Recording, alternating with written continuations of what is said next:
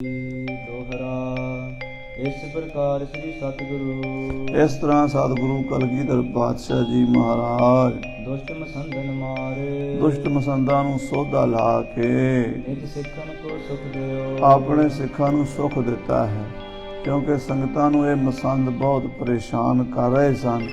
ਮਹਾਰਾਜ ਨੇ ਸਿੱਖਾਂ ਦੇ ਭਲੇ ਲਈ ਇਹਨਾਂ ਮਸੰਦਾਂ ਨੂੰ ਸੋਧਾ ਲਾਇਆ ਹੈ। ਰਤ ਪੰਥ ਸੁਧਾਰ ਜੋ ਗੁਰੂ ਨਾਨਕ ਸਾਹਿਬ ਦੇ ਪੰਥ ਵਿੱਚ ਬੜਾ ਵੱਡਾ ਵਿਗਾੜ ਇਹ ਪਾ ਰਹੇ ਸਨ, ਇਹਨਾਂ ਦਾ ਸੋਧਾ ਲਾ ਕੇ ਗੁਰੂ ਸਾਹਿਬ ਨੇ ਪੰਥ ਨੂੰ ਸੁਧਾਰਿਆ ਹੈ। ਜੋ ਪਈ ਬਸੇ ਪਾਵਟੇ ਨਗਰ ਮਜਾਰਾ ਪੌਂਟੇ ਨਗਰ ਵਿੱਚ ਕਲਗੀਧਰ ਪਾਤਸ਼ਾਹ ਜੀ ਮਹਾਰਾਜ ਆ ਬਿਰਾਜੇ ਹਨ। ਪੌਂਟਾ ਸਾਹਿਬ ਵਿੱਚ ਨਿਵਾਸ ਰੱਖਦੇ ਹਨ, ਜੈ ਸ੍ਰੀ ਸੁਮਨਾ ਸੁੰਦਰ ਤਾਰਾ ਜਿੱਥੇ ਜਮਨਾ ਦੀ ਨੀਲੀ ਨੀਲੀ ਸੋਹਣੀ ਸੋਹਣੀ ਧਾਰਾ ਵਗਦੀ ਹੈ। ਜਮਨਾ ਕੇ ਕੂਲ ਖੇਲ ਖੇਲਿਓ ਜਿਨ ਗਿੰਦ ਜੀਓ। ਇਹ ਜਮਨਾ ਜਿਹੜੀ ਸੂਰਜ ਦੀ ਪੁੱਤਰੀ ਔਰ ਜਮ ਦੀ ਭੈਣ ਮੰਨੀ ਜਾਂਦੀ ਹੈ, ਇਹਦਾ ਨੀਲਾ ਪਾਣੀ ਮਨ ਨੂੰ ਮੋਹਣ ਵਾਲਾ ਹੈ। ਤੇ ਪੌਂਟਾ ਸਾਹਿਬ ਸਤਿਗੁਰੂ ਜੀ ਨੇ ਜਮਨਾ ਦੇ ਕੰਢੇ ਤੇ ਵਸਾਇਆ ਹੈ। ਖਿਲਾ ਵਿਸਾਲ ਵੀਰ ਫਿਰ ਰਹਾ ਔਰ ਸਾਧ ਸੰਗਤ ਜੀ, ਜਮਨਾ ਦੇ ਕੰਢੇ ਤੇ ਹੀ ਇੱਕ ਬੜੀ ਪੁਰਾਤਨ ਸਿਲਾ ਹੋਇਆ ਕਰਦੀ ਸੀ, ਵੱਡਾ ਪੱਥਰ ਸੀ ਜਿਹਦੇ ਤੇ ਸਤਿਗੁਰੂ ਜੀ ਬੈਠਿਆ ਕਰਦੇ ਸਨ। ਧਰਮ ਜਨ ਕੋ ਬੈਠੇ ਕਹਾ ਮਹਾਰਾਜ ਅੰਮ੍ਰਿਤ ਵੇਲੇ ਉੱਥੇ ਇਸ਼ਨਾਨ ਕਰਕੇ ਸਿਲਾ ਉੱਤੇ ਚੌਂਕੜਾ ਲਾ ਕੇ ਬੈਠ ਜਾਂਦੇ ਸਨ। ਸ੍ਰੀ ਮੁਖ ਤੇ ਕਵਿਤਾ ਸ਼ੁਭ ਰਚੈ ਉਸ ਵੇਲੇ ਆਪਣੇ ਮੁਖ ਤੋਂ ਬੜੀ ਸੁੰਦਰ ਕਾਵਿ ਰਚਨਾ ਕਰਦੇ ਸਨ। ਸਤਿਗੁਰੂ ਦਸਵੇਂ ਪਾਤਸ਼ਾਹ ਜੀ ਦੀ ਬਾਣੀ ਜੋ ਸ੍ਰੀ ਦਸਮ ਗੁਰੂ ਗ੍ਰੰਥ ਸਾਹਿਬ ਦੇ ਵਿੱਚ ਦਰਜ ਹੈ, ਉਹ ਜ਼ਿਆਦਾਤਰ ਸਤਿਗੁਰੂ ਜੀ ਨੇ ਪੌਂਟੇ ਸਾਹਿਬ ਹੀ ਉਚਾਰਨ ਕੀਤੀ ਹੈ। ਖਾਸ ਕਰਕੇ ਕ੍ਰਿਸ਼ਨਾ ਅਵਤਾਰ ਦਾ ਜੋ ਸਾਧ ਸੰਗਤ ਜੀ ਪ੍ਰਸੰਗ ਹੈ, ਇਹ ਬਹੁਤ ਵੱਡੀ ਕਥਾ ਹੈ। ਲਗਭਗ 24-2500 ਸਵਈਏ ਕਵਿਤ ਬੜੇ ਕਮਾਲ ਦੇ ਗੁਰੂ ਸਾਹਿਬ ਨੇ ਰਚੇ ਹਨ। ਇਹ ਸਾਰੀ ਰਚਨਾ ਪੌਂਟੇ ਸਾਹਿਬ ਜਮਨਾ ਦੇ ਕੰਢੇ ਤੇ ਬਹਿ ਕੇ ਕਰਿਆ ਕਰਦੇ ਸਨ। ਮਹਾਰਾਜ ਸੱਚੇ ਪਾਤਸ਼ਾਹ ਜੀ ਨੇ ਆਪਣੀ ਬਾਣੀ ਵਿੱਚ ਲਿਖਿਆ ਹੈ, 17 ਸਹਿ ਪੈਤਾਲ ਮੈਂ ਸਾਵਣ ਸੁਧ ਥਿਤ ਦੀਪ ਨਗਰ ਪਾਵਟਾ ਸ਼ੁਭ ਕਰਨ ਜਮਨਾ ਬਹਿ ਸਮੀਪ। ਇਸ ਵੇਲੇ ਗੁਰੂ ਸਾਹਿਬ ਦੀ ਉਮਰ ਲਗਭਗ 21-22 ਸਾਲ ਦੀ ਸੀ ਜਦੋਂ ਪੌਂਟੇ ਸਾਹਿਬ ਵਿੱਚ ਮਹਾਰਾਜ ਨੇ ਇਹ ਗ੍ਰੰਥ ਰਾਮ ਕ੍ਰਿਸ਼ਨਾ ਅਵਤਾਰ ਦੀ ਰਚਨਾ ਕੀਤੀ ਹੈ। ਔਰ ਇਹਦੇ ਵਿੱਚ ਮਹਾਰਾਜ ਨੇ ਇਹਦਾ ਲਿਖਣ ਦਾ ਪਰਪਸ ਵੀ ਦੱਸਿਆ ਹੈ। ਆਪ ਕਹਿੰਦੇ ਹੈ ਕਿ ਦਸਮ ਕਥਾ ਭਗਵਤ ਕੀ ਭਾਖਾ ਕਰੀ ਬਨਾਏ। ਮੈਂ ਦਸਮ ਸਕੰਦ ਦੀ ਕਥਾ ਭਾਗਵਤ ਪੁਰਾਣ ਦੇ 10ਵੇਂ ਸਕੰਦ ਦੀ ਕਥਾ ਜੋ ਪਹਿਲਾਂ ਵੇਦ ਵਿਆਸ ਜੀ ਨੇ ਆਪਣੇ ਗ੍ਰੰਥ ਸ੍ਰੀ ਮਦ ਭਾਗਵਤ ਪੁਰਾਣ ਦੇ 10ਵੇਂ ਸਕੰਦ ਵਿੱਚ ਬੜੇ ਸੁੰਦਰ ਢੰਗ ਦੇ ਨਾਲ ਇਹ ਲਿਖੀ ਸੀ। 90 ਅਧਿਆਏ ਲਿਖੇ ਸਨ। ਗੁਰੂ ਗੋਬਿੰਦ ਸਿੰਘ ਸਾਹਿਬ ਜੀ ਨੇ ਸੰਸਕ੍ਰਿਤ ਵਿੱਚੋਂ ਇਹਦਾ ਭਾਸ਼ਾ ਵਿੱਚ ਅਨੁਵਾਦ ਕੀਤਾ ਹੈ। ਭਾਖਾ ਕਰੀ ਬਨਾਏ, ਭਾਖਾ ਦਾ ਮਤਲਬ ਹੁੰਦਾ ਆਮ ਬੋਲੀ ਵਿੱਚ ਟਰਾਂਸਲੇਟ ਕਰ ਦੇਣਾ। ਸੰਸਕ੍ਰਿਤ ਵਿੱਚੋਂ ਆਮ ਬੋਲੀ 'ਚ ਸਤਿਗੁਰੂ ਜੀ ਨੇ ਸਾਡੇ ਸਮਝਣ ਵਾਸਤੇ ਇਹ ਬਾਣੀ ਰਚੀ ਹੈ। ਛੰਦ ਸਵਈਏ ਸ਼ੁਭ ਪਦ ਕਚੈ ਬੜੇ ਬੜੇ ਸੋਹਣੇ ਸਵਈਏ, ਛੰਦ, ਦੋਹਰੇ, ਕਵਿਤ, ਕਮਾਲ ਦੇ ਛੰਦ ਹਨ। ਇੱਕ ਤੋਂ ਇੱਕ ਚੜ੍ਹਦੇ ਛੰਦ ਹਨ ਜਿਹੜੇ ਸਤਿਗੁਰੂ ਜੀ ਆਪ ਆਪਣੀ ਰਸਨਾ ਤੋਂ ਲਿਖਦੇ ਹਨ, ਉਚਾਰਨ ਕਰਦੇ ਹਨ। ਜਾਮ ਦਿਵਸ ਲੋ ਤਹਾ ਸੁਹਾਵੈ ਔਰ ਸਵੇਰ ਅੰਮ੍ਰਿਤ ਵੇਲੇ ਦੇ ਬੈਠੇ ਹੋਏ ਲਗਭਗ 10 ਵਜੇ ਤੱਕ ਗੁਰੂ ਸਾਹਿਬ ਇੱਕ ਪਹਿਰ 3 ਘੰਟੇ ਉਸੇ ਸਿਲਾ ਤੇ ਬਿਰਾਜਮਾਨ ਰਹਿੰਦੇ ਹਨ। 3 ਘੰਟੇ ਬਾਣੀ ਰਚਦੇ ਰਹਿੰਦੇ ਹਨ।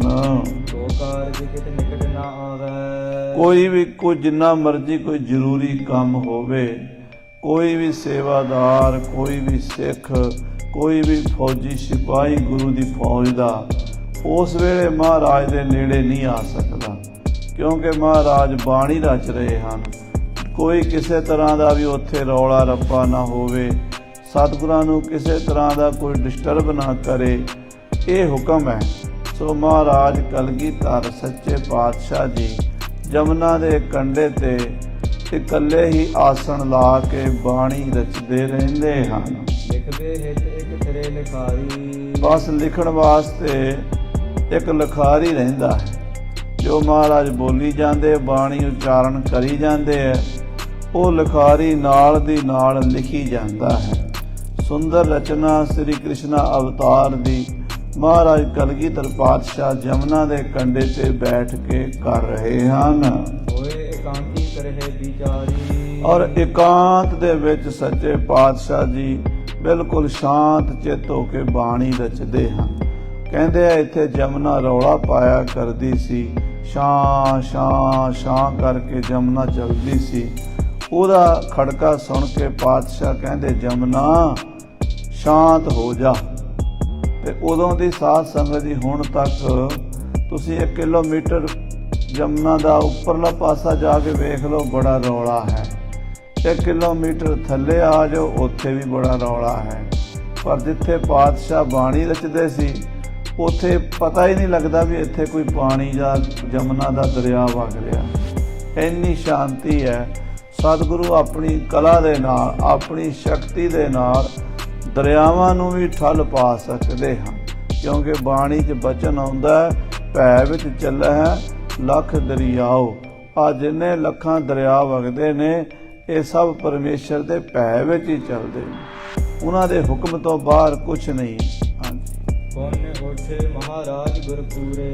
ਫਿਰ ਮਹਾਰਾਜ ਕਲਗੀਧਰ ਪਾਤਸ਼ਾਹ ਜੀ 10 ਵਜੇ 10:30 ਵਜੇ ਕਾਵਿ ਰਚਨਾ ਦੀ ਸਮਾਪਤੀ ਕਰਦੇ ਹਨ ਤੇ ਉੱਠਦੇ ਹਨ। ਅਚੇ ਅਸਨ ਨਾਨਾ ਬਿਦਰੂਰੇ। ਔਰ ਨਾਨਾ ਪ੍ਰਕਾਰ ਦੇ ਸੁੰਦਰ ਭੋਜਨ ਸੱਚੇ ਪਾਤਸ਼ਾਹ ਜੀ ਛਕਦੇ ਹਨ। ਵਰਤਹਿ ਦੇਗ ਅਟੋਟ ਭੰਡਾਰਾ। ਔਰ ਗੁਰੂ ਕਾ ਲੰਗਰ ਬੜਾ ਅਟੁੱਟ ਵਰਤਦਾ ਹੈ।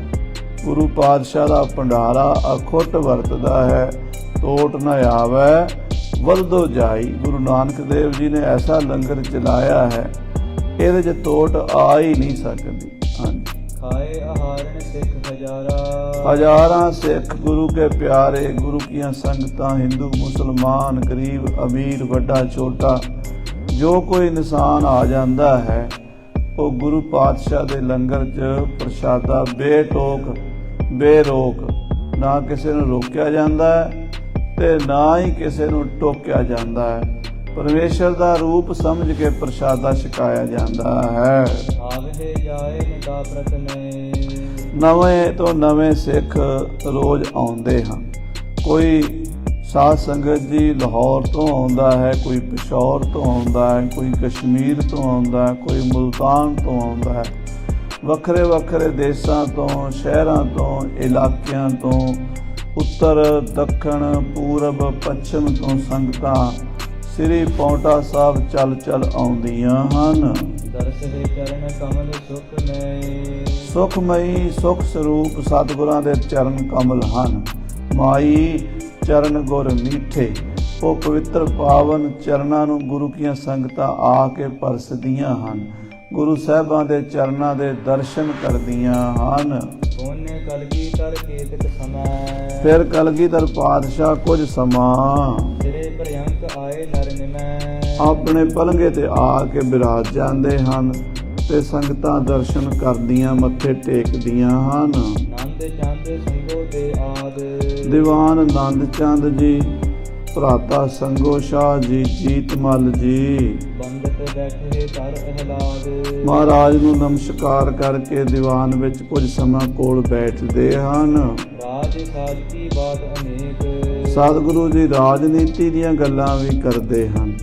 ਰਾਜ ਸਾਜ ਕੀ ਬਾਤ ਅਨੇਕ, ਕਿਉਂਕਿ ਪਾਤਸ਼ਾਹ ਜੀ ਨੇ ਆਪਣੇ ਖਾਲਸੇ ਨੂੰ ਕੱਲਾ ਧਰਮੀ ਨਹੀਂ ਬਣਾਇਆ। ਧਰਮੀ ਦਾ ਮਤਲਬ ਇਹ ਨਹੀਂ ਵੀ ਉਹ ਮਾਲਾ ਹੀ ਫੇਰੇ, ਉਹਨੂੰ ਰਾਜ ਕਰਨਾ ਵੀ ਸਿਖਾਇਆ। ਆਪਣੀ ਬਾਣੀ 'ਚ ਬਚਨ ਲਿਖਦੇ ਆ ਸੱਚੇ ਪਾਤਸ਼ਾਹ ਜੀ। ਕਲਗੀਧਰ ਪਾਤਸ਼ਾਹ ਜੀ ਦੇ ਜੋ ਰਹਿਤਨਾਮੇ ਭਾਈ ਨੰਦ ਲਾਲ ਜੀ ਵਰਗੇ ਮਹਾਂਪੁਰਸ਼ਾਂ ਨੂੰ ਸੁਣਾਏ ਨੇ, ਉਹਦੇ 'ਚ ਕਹਿੰਦੇ ਸੁਣੋ ਨੰਦ ਲਾਲ ਜੈ ਸਾਜ, ਪ੍ਰਗਟ ਕਰੂੰਗਾ ਆਪਣਾ ਰਾਜ। ਚਾਰ ਵਰਨ ਇੱਕ ਵਰਨ ਕਰਾਊਂ, ਵਾਹਿਗੁਰੂ ਸਿੰਘ ਕੋ ਨਾਮ ਜਪਾਊਂ। ਚੜੇ ਸਿੰਘ ਤਿਸ ਮੁਕਤ ਕਰਾਊਂ, ਝੂਲਣ ਨੇਜੇ ਹਸਤੀ ਸਾਜੇ। द्वार द्वार पर नौबत बाजे, 1.25 लाख जग तुखै पलीता। तबे खालसा उदय अस्त्रो जीता। राज करेगा खालसा, आकी रहे न कोय। खुआर होए सब मिलेंगे, बचे शरण जो होए। सो ਇਹ ਗੁਰੂ ਸਾਹਿਬ ਜੀ ਸੱਚੇ ਪਾਤਸ਼ਾਹ ਆਪਣੇ ਸਿੱਖਾਂ ਵਿੱਚ ਰਾਜ ਕਰਨ ਦੀ ਸਪਿਰਟ ਵੀ ਭਰ ਰਹੇ ਹਨ।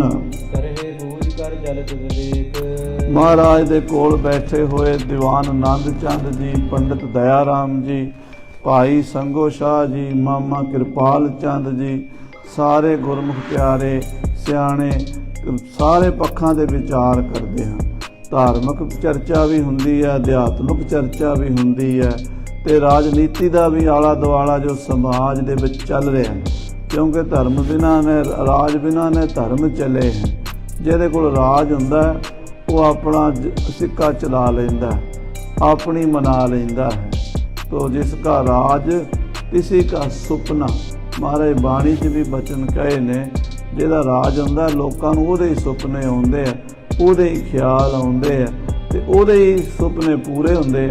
ਸੋ ਇਸ ਤਰ੍ਹਾਂ ਸੱਚੇ ਪਾਤਸ਼ਾਹ ਮਹਿਸੂਸ ਕਰ ਰਹੇ ਸਨ ਵੀ ਭਾਰਤ ਉੱਤੇ ਜ਼ਾਲਮਾਂ ਦਾ ਰਾਜ ਹੈ, ਜਿਹੜੇ ਇਸ ਵੇਲੇ ਮਾਰਨ ਗਊ ਗਰੀਬ ਨੂੰ, ਧਰਤੀ ਉੱਪਰ ਪਾਪ ਬਿਥਾਰਾ, ਠਾਕਰ ਦੁਆਰੇ ਢਾਏ ਕੇ ਤੇ ਠੌੜੀ ਮਸੀਤ ਉਸਾਰਾ। ਜਿਨ੍ਹਾਂ ਨੇ ਮੰਦਰ ਢਾਹ ਕੇ ਉੱਥੇ ਗਊਆਂ ਮਾਰੀਆਂ ਨੇ, ਜਿਨ੍ਹਾਂ ਨੇ ਮਸੀਤਾਂ ਖੜੀਆਂ ਕਰਤੀਆਂ ਨੇ ਮੰਦਰਾਂ ਦੀ ਥਾਵਾਂ ਤੇ, ਜਿਹੜੇ ਗਊ ਗਰੀਬ ਨੂੰ ਸ਼ਰੇਆਮ ਮਾਰਦੇ ਨੇ ਤੇ ਲੋਕਾਂ ਦਾ ਧਰਮ ਖਤਮ ਕਰਦੇ ਨੇ। ਸਵਾ ਮਣ ਜਨੇਊ ਰੋਜ਼ ਤੋੜਿਆ ਜਾਂਦਾ ਸੀ ਤੇ ਫਿਰ ਪਾਪੀ ਔਰੰਗਜ਼ੇਬ ਰੋਟੀ ਖਾਂਦਾ ਸੀ। ਸੋ ਇਹੋ ਜਿਹੇ ਜਿਹੜੇ ਜ਼ਾਲਮ ਲੋਕ ਹਨ, ਜਰਵਾਣੇ ਲੋਕ ਹਨ, ਅਪਰ ਪ੍ਰਸੰਗ ਕਹਿ ਮਨ ਪਾਏ, ਉਹਨਾਂ ਦੇ ਨਾਲ ਕਿਵੇਂ ਨਜਿੱਠਣਾ ਹੈ, ਇਹ ਵੀ ਪੱਖਾਂ ਅਤੇ ਵਿਚਾਰ ਹੁੰਦੀ ਹੈ। ਹੋਰ ਵੀ ਕਈ ਵਿਸ਼ਿਆਂ ਤੇ ਗੁਰੂ ਸਾਹਿਬ ਮਹਾਰਾਜ ਸਰਬ ਕਲਾ ਸਮਰੱਥ ਹਨ, ਹਰ ਕਲਾ ਦੇ, ਹਰ ਵਿਦਿਆ ਦੇ ਮਾਹਰ ਹਨ। ਇਸ ਕਰਕੇ ਹਰ ਪੱਖ ਤੇ ਵਿਚਾਰ ਕਰਦੇ ਹਨ। ਹਾਸ ਵਿਲਾਸ ਅਨੰਦ ਕੋ ਪਾਏ, ਕਦੀ ਕਦੀ ਹਾਸ ਰਸ ਵੀ ਛੇੜ ਲੈਂਦੇ। 9 ਰਸ ਨੇ ਨਾ ਮਹਾਰਾਜ ਦੇ ਬਾਣੀ 'ਚ ਵੀ 9 ਰਸ ਆਉਂਦੇ ਨੇ, ਪਰ ਭਾਈ ਕਾਹਨ ਸਿੰਘ ਜੀ ਨਾਭਾ ਨੇ 9 ਰਸਾਂ ਉੱਤੇ ਲਿਖਿਆ ਬਹੁਤ ਸੋਹਣਾ। ਸੋ ਉਹਦੇ ਵਿੱਚ ਵੀਰ ਰਸ, ਸ਼ਾਂਤ ਰਸ, ਕਰੁਣਾ ਰਸ, ਰੌਦਰ ਰਸ, ਤੇ ਇਸੇ ਤਰ੍ਹਾਂ ਹੀ ਸਾਧ ਸੰਗਤ ਦੀ ਅਦਭੁਤ ਰਸ, ਤੇ ਇਸੇ ਤਰ੍ਹਾਂ ਹੀ ਹੁੰਦਾ ਹੈ ਹਾਸ ਰਸ। ਕਦੀ ਕਦੀ ਹਾਸ ਰਸ ਦੇ ਬਚਨ ਵੀ ਸੰਗੋ ਸ਼ਾਹ, ਜੀਤਮਲ, ਮਾਮਾ ਕਿਰਪਾਲ ਚੰਦ ਕੋਲ ਬਹਿ ਕੇ ਕਲਗੀਧਰ ਜੀ ਕਰਦੇ ਹਨ। ਸਤਿਗੁਰੂ ਕਛ ਕਰੇ ਆਰਾਮ, ਫਿਰ ਕੁਝ ਸਮਾਂ ਦੁਪਹਿਰ ਨੂੰ ਮਹਾਰਾਜ ਆਰਾਮ ਕਰਦੇ ਹਨ। 2 ਘੜੀਆਂ ਮੰਜੇ ਤੇ ਬਿਰਾਜਮਾਨ ਹੋ ਕੇ ਦੁਪਹਿਰਾ ਆਰਾਮ ਕਰਦੇ ਹਨ, ਖਾਸ ਕਰਕੇ ਗਰਮੀ ਦੇ ਦਿਨਾਂ ਵਿੱਚ। ਬੜੇ ਵੱਡੇ ਸੋਹਣੇ ਸੁੰਦਰ ਪਲੰਗ ਤੇ ਬਿਰਾਜਮਾਨ ਹੁੰਦੇ ਹਨ। ਕਲਗੀਧਰ ਪਾਤਸ਼ਾਹ ਜੀ 2 ਘੜੀਆਂ, ਲਗਭਗ 1.5 ਘੰਟਾ, 2 ਘੰਟੇ, ਕਦੀ ਘੰਟਾ, ਇੱਦਾਂ ਦੁਪਹਿਰ ਨੂੰ ਆਰਾਮ ਜ਼ਰੂਰ ਕਰਦੇ ਹਨ। ਔਰ ਤੀਸਰੇ ਪੈਰ ਯਾਨੀ ਕਿ 3 ਵਜੇ ਸਤਿਗੁਰੂ ਜੀ ਫਿਰ ਉੱਠ ਪੈਂਦੇ ਹਨ।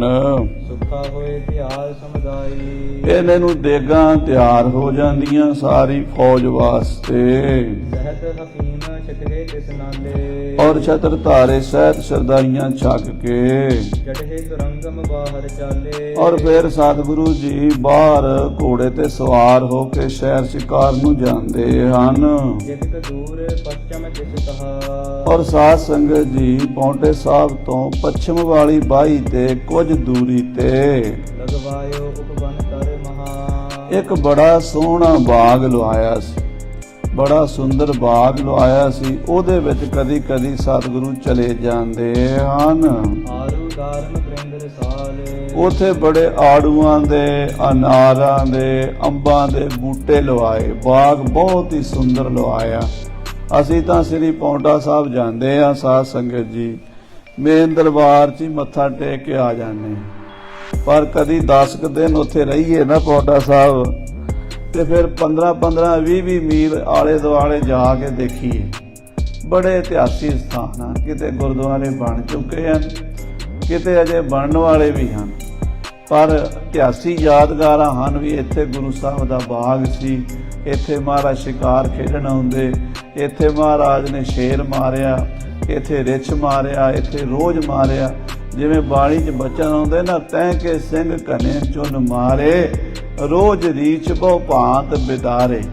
ਉਹ ਸਾਰਾ ਜੋ ਨਜ਼ਾਰਾ ਹੈ ਸ੍ਰੀ ਪਾਉਂਟਾ ਸਾਹਿਬ ਆਲੇ ਦੁਆਲੇ ਰਹਿ ਕੇ ਵੇਖਿਆ ਜਾ ਸਕਦਾ ਹੈ। ਮਹਾਰਾਜ ਤੀਸਰੇ ਪੈਰ ਬਾਗ ਵਿੱਚ ਸੈਰ ਕਰਨ ਚਲੇ ਜਾਂਦੇ ਹਨ। ਅਮਰੂਦ ਕਦਲੀ ਗੁਲਨਾਲ। ਜਿੱਥੇ ਅਮਰੂਦਾਂ ਦੇ, ਕੇਲਿਆਂ ਦੇ ਤੇ ਗੁਲਨਾਰ ਦੇ ਬੂਟੇ ਲੱਗੇ ਹੋਏ ਹਨ। ਰਾਏ ਬੇਲ ਚੰਬੇਲੀ ਘਣੀ। ਰਾਏ ਬੇਲ ਦੇ ਤੇ ਚਮੇਲੀ ਦੇ ਬੂਟੇ ਲੱਗੇ ਹਨ। ਭਾਵ ਫਲਾਂ ਵਾਲੇ ਵੀ ਹਨ ਤੇ ਫੁੱਲਾਂ ਵਾਲੇ ਵੀ ਹਨ। ਆਲ ਬਾਲ ਸੁੰਦਰ ਜਲ ਜਨੀ ਸਨੀ। ਆਲੇ ਦੁਆਲੇ ਬੜੀਆਂ ਸੁੰਦਰ ਕਿਆਰੀਆਂ ਬਣੀਆਂ ਹੋਈਆਂ ਨੇ ਉਹਨਾਂ ਬੂਟਿਆਂ ਦੇ। ਜਿਹੜੀ ਗੋਲ ਕਿਆਰੀ ਹੁੰਦੀ ਹੈ ਨਾ ਬੂਟੇ ਦੇ ਆਲੇ ਦੁਆਲੇ, ਉਹਨੂੰ ਆਲ ਬਾਲ ਕਹਿੰਦੇ ਆ। ਉਹਦੇ 'ਚ ਪਾਣੀ ਪਾਇਆ ਤੇ ਪਾਣੀ ਟਿਕਿਆ ਰਹਿੰਦਾ ਹੈ। ਸੋ ਮਹਾਰਾਜ ਸੱਚੇ ਪਾਤਸ਼ਾਹ ਜੀ ਬੜੇ ਸੋਹਣੇ ਬਾਗ ਲਵਾਏ ਨੇ। ਮਾਲੀਆਂ ਨੇ ਬੂਟਿਆਂ ਨੂੰ ਬੜੇ ਚੰਗੇ ਤਰ੍ਹਾਂ ਪਾਲਿਆ ਹੈ। ਸੇਬ ਸੇਵਤੀ ਡਾਲ ਫਲ ਫੂਲ। ਸੇਬਾਂ ਦੇ, ਸੇਵਤੀਆਂ ਦੇ ਪੱਤੇ, ਫੁੱਲ, ਫਲ ਬੜੇ ਖਿੜੇ ਹੋਏ ਹਨ। ਕਲਤ ਮਾਲਤੀ ਕਰ ਦ੍ਰਿੜ ਮੂਲ। ਬੜੀ ਸੁੰਦਰ ਮਾਲਤੀ ਖਿੜੀ ਹੈ ਤੇ ਦਰਖਤਾਂ ਦੇ ਜਿਹੜੇ ਬੂਟੇ ਹਨ ਨਾ, ਜੜ੍ਹਾਂ ਉਹਨਾਂ ਦੀਆਂ ਬੜੀਆਂ ਮਜ਼ਬੂਤ ਹਨ। ਅਬਲੋ ਥਲ ਕਿਸ ਕਿਰੇ ਰਸਾਲ। ਕਵੀ ਭਾਈ ਸੰਤੋਖ ਸਿੰਘ ਜੀ ਕਿਉਂਕਿ ਕਲਗੀਧਰ ਪਾਤਸ਼ਾਹ ਜੀ ਤੋਂ ਲਗਭਗ 80 ਸਾਲ ਬਾਅਦ ਪੈਦਾ ਹੋਏ। ਸਤਿਗੁਰਾਂ ਨੇ ਸੱਚਖੰਡ ਗਮਨ ਕੀਤਾ 1708 ਦੇ ਵਿੱਚ। ਕਵੀ ਜੀ ਦਾ ਜਨਮ 1787 ਦਾ ਹੈ। ਤੋ ਆਪ ਜੀ ਆਪਣਾ ਅੱਖੀਂ ਵੇਖਿਆ ਹਾਲ ਲਿਖ ਰਹੇ ਨੇ ਪਾਉਂਟਾ ਸਾਹਿਬ ਦਾ, ਕਿਉਂਕਿ ਆਪ ਜੀ ਰਹੇ ਵੀ ਇਸ ਇਲਾਕੇ ਵਿੱਚ ਨੇ। ਬੂੜੀਆ ਪਾਉਂਟੇ ਤੋਂ ਲਗਭਗ 25 ਕਿਲੋਮੀਟਰ 30 ਕਿਲੋਮੀਟਰ ਉਰੇ ਹੈ, ਜਗਾਦਰੀ ਦੇ ਕੋਲ, ਜਿਹੜਾ ਭਾਈ ਸੰਤੋਖ ਸਿੰਘ ਦਾ ਨਿਵਾਸ ਅਸਥਾਨ ਰਿਹਾ ਹੈ ਪਹਿਲਾਂ। ਬਾਅਦ 'ਚ ਕੈਥਲ ਚਲੇ ਗਏ ਸੀ, ਪਰ ਪਹਿਲਾਂ ਬੂੜੀਏ ਵਿੱਚ ਰਹਿ ਕੇ ਭਾਈ ਸਾਹਿਬ ਨੇ ਨਾਨਕ ਪ੍ਰਕਾਸ਼ ਗ੍ਰੰਥ ਦੀ ਰਚਨਾ ਕੀਤੀ ਹੈ, ਜੋ ਗੁਰੂ ਨਾਨਕ ਦੇਵ ਜੀ ਦੀ ਕਥਾ ਹੈ। ਤੇ ਬਾਕੀ 9 ਗੁਰੂਆਂ ਦੀ ਕਥਾ ਭਾਈ ਸਾਹਿਬ ਨੇ ਕੈਥਲ ਜਾ ਕੇ ਲਿਖੀ ਹੈ। ਸੋ ਉਹ ਜਿਹੜਾ ਬੂੜੀਆ ਨਗਰ ਹੈ, ਉੱਥੋਂ ਪਾਉਂਟਾ ਸਾਹਿਬ ਨੇੜੇ ਹੋਣ ਕਰਕੇ ਭਾਈ ਸਾਹਿਬ ਸੈਂਕੜੇ ਵਾਰ ਪਾਉਂਟਾ ਸਾਹਿਬ ਦੀ ਯਾਤਰਾ ਕਰ ਚੁੱਕੇ ਹਨ। ਤੇ ਉਹ ਦੱਸ ਰਹੇ ਹਨ ਕਿ ਕਲਗੀਧਰ ਦੇ ਸਮੇਂ ਦੇ ਬੂਟੇ ਅੰਬਾਂ ਦੇ ਬੂਟੇ ਅਸੀਂ ਆਪ ਵੇਖੇ ਹਨ। ਕਹਿੰਦੇ ਹੁਣ ਤਾਂ ਹੀ ਖੜੇ ਹਨ। ਵਹਿ ਸਿੰਘ ਕਬ ਵਿਖੇ ਵਿਸਾਲ। ਕਵੀ ਸੰਤੋਖ ਸਿੰਘ ਜੀ ਕਹਿੰਦੇ ਅਸੀਂ ਆਪ ਅੱਖਾਂ ਨਾਲ ਉਹ ਅੰਬ ਵੇਖੇ ਨੇ, ਉਹ ਬੂਟੇ ਖੜੇ ਵੇਖੇ ਨੇ, ਜਿਹੜੇ ਕਦੀ ਸ੍ਰੀ ਗੁਰੂ ਗੋਬਿੰਦ ਸਿੰਘ ਸਾਹਿਬ ਜੀ ਮਹਾਰਾਜ ਨੇ 1684, 85, 86, 87 ਇਹਨਾਂ ਸਾਲਾਂ ਵਿੱਚ ਲਵਾਏ ਸਨ। ਸਤ ਸੁਖਾ ਉਪਮਨ ਕੋ ਆਵਹਿ। ਮਹਾਰਾਜ ਦੇਗਾਂ ਛੱਕ ਕੇ ਬਾਗ ਵਿੱਚ ਆ ਜਾਂਦੇ ਹਨ। ਸੁਭਟ ਸੈਂਕੜੇ ਸੰਗ ਸਿਗਾਵਹਿ। ਔਰ ਨਾਲ ਸੈਂਕੜੇ ਯੋਧੇ ਸੂਰਮੇ ਆਉਂਦੇ ਹਨ। ਸੋਚ ਇਸ਼ਨਾਨ ਕਰਹਿ ਤਿਸ ਥਾਨ। ਔਰ ਸੋਚ ਇਸ਼ਨਾਨ ਖੁੱਲਾ ਉੱਥੇ ਜਲ ਹੁੰਦਾ, ਉੱਥੇ ਜੰਗਲ ਪਾਣੀ ਵੀ ਜਾ ਕੇ ਇਸ਼ਨਾਨ ਪਾਨ ਕਰਕੇ ਬਾਗ ਦੀ ਸੈਰ ਕਰਦੇ ਆ ਤੇ ਸਵਾਸ ਪਰਮੇਸ਼ਰ ਦਾ ਸਿਮਰਨ ਕਰਦੇ ਐ। ਬੈਠੇ ਸਤਿਗੁਰ ਲਾਏ ਦੀਵਾਨ। ਉੱਥੇ ਬਾਗ ਵਿੱਚ ਹੀ ਦੀਵਾਨ ਲਾ ਕੇ ਬੈਠ ਜਾਂਦੇ ਆ।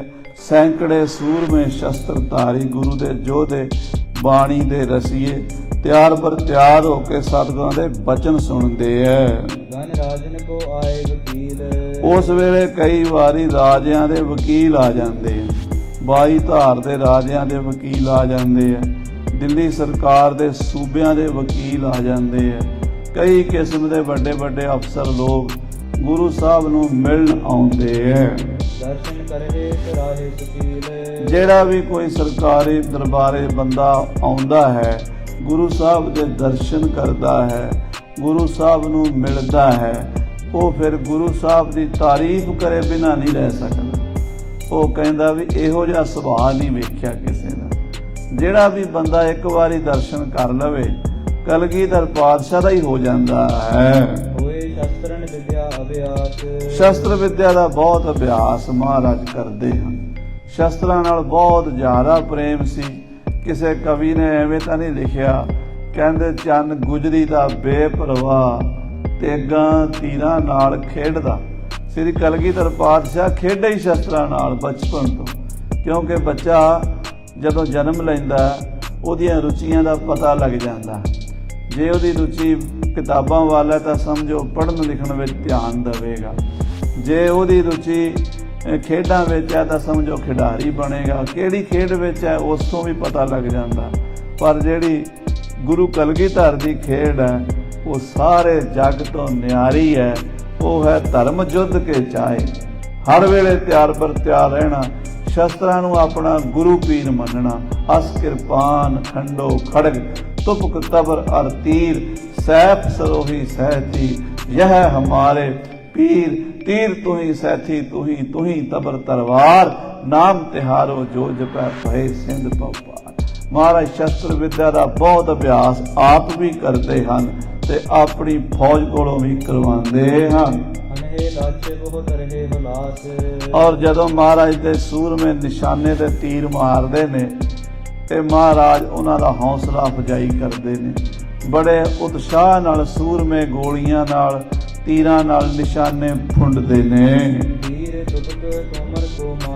तीरां दा निशाना लाना, बंदूक नाल निशाना लाना, बरछा दूरों वगा के मारना।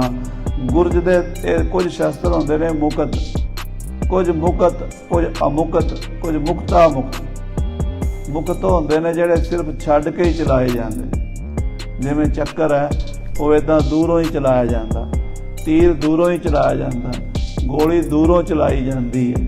ਇਸੇ ਤਰ੍ਹਾਂ ਸਾਧ ਸੰਗਤ ਜੀ ਕੁਝ ਸ਼ਸਤਰ ਹੁੰਦੇ ਨੇ ਜਿਹੜੇ ਅਮੁਕਤ ਹੁੰਦੇ ਨੇ, ਭਾਵ ਉਹ ਛੱਡ ਕੇ ਨਹੀਂ ਚਲਾਏ ਜਾਂਦੇ, ਉਹ ਕੋਲੋਂ ਹੀ, ਜਿਵੇਂ ਤਲਵਾਰ ਹੈ ਜਾਂ ਕਟਾਰ ਹੈ, ਖੰਜਰ ਹੈ, ਇਹ ਬਿਲਕੁਲ ਹੱਥ ਵਿੱਚ ਫੜ ਕੇ ਹੀ ਚਲਾਏ ਜਾਂਦੇ, ਛੱਡੇ ਨਹੀਂ ਜਾਂਦੇ। ਕੁਝ ਸ਼ਸਤਰ ਹੁੰਦੇ ਨੇ ਮੁਕਤਾ ਮੁਕਤ, ਉਹ ਛੱਡੇ ਵੀ ਜਾਂਦੇ ਨੇ ਤੇ ਹੱਥ ਵਿੱਚ ਫੜ ਕੇ ਵੀ ਚਲਾਏ ਜਾਂਦੇ, ਜਿਵੇਂ ਕਿ ਬਰਛਾ। ਬਰਛਾ ਨੇੜਿਓਂ ਵੀ ਦੁਸ਼ਮਣ ਆ ਜਾਵੇ ਤੇ ਉਹਨੂੰ ਮਾਰਿਆ ਜਾਂਦਾ, ਦੁਸ਼ਮਣ ਦੂਰ ਹੋਵੇ ਤੇ ਵਗਾ ਕੇ ਉਹਦੀ ਛਾਤੀ 'ਚ ਮਾਰਿਆ ਜਾਂਦਾ।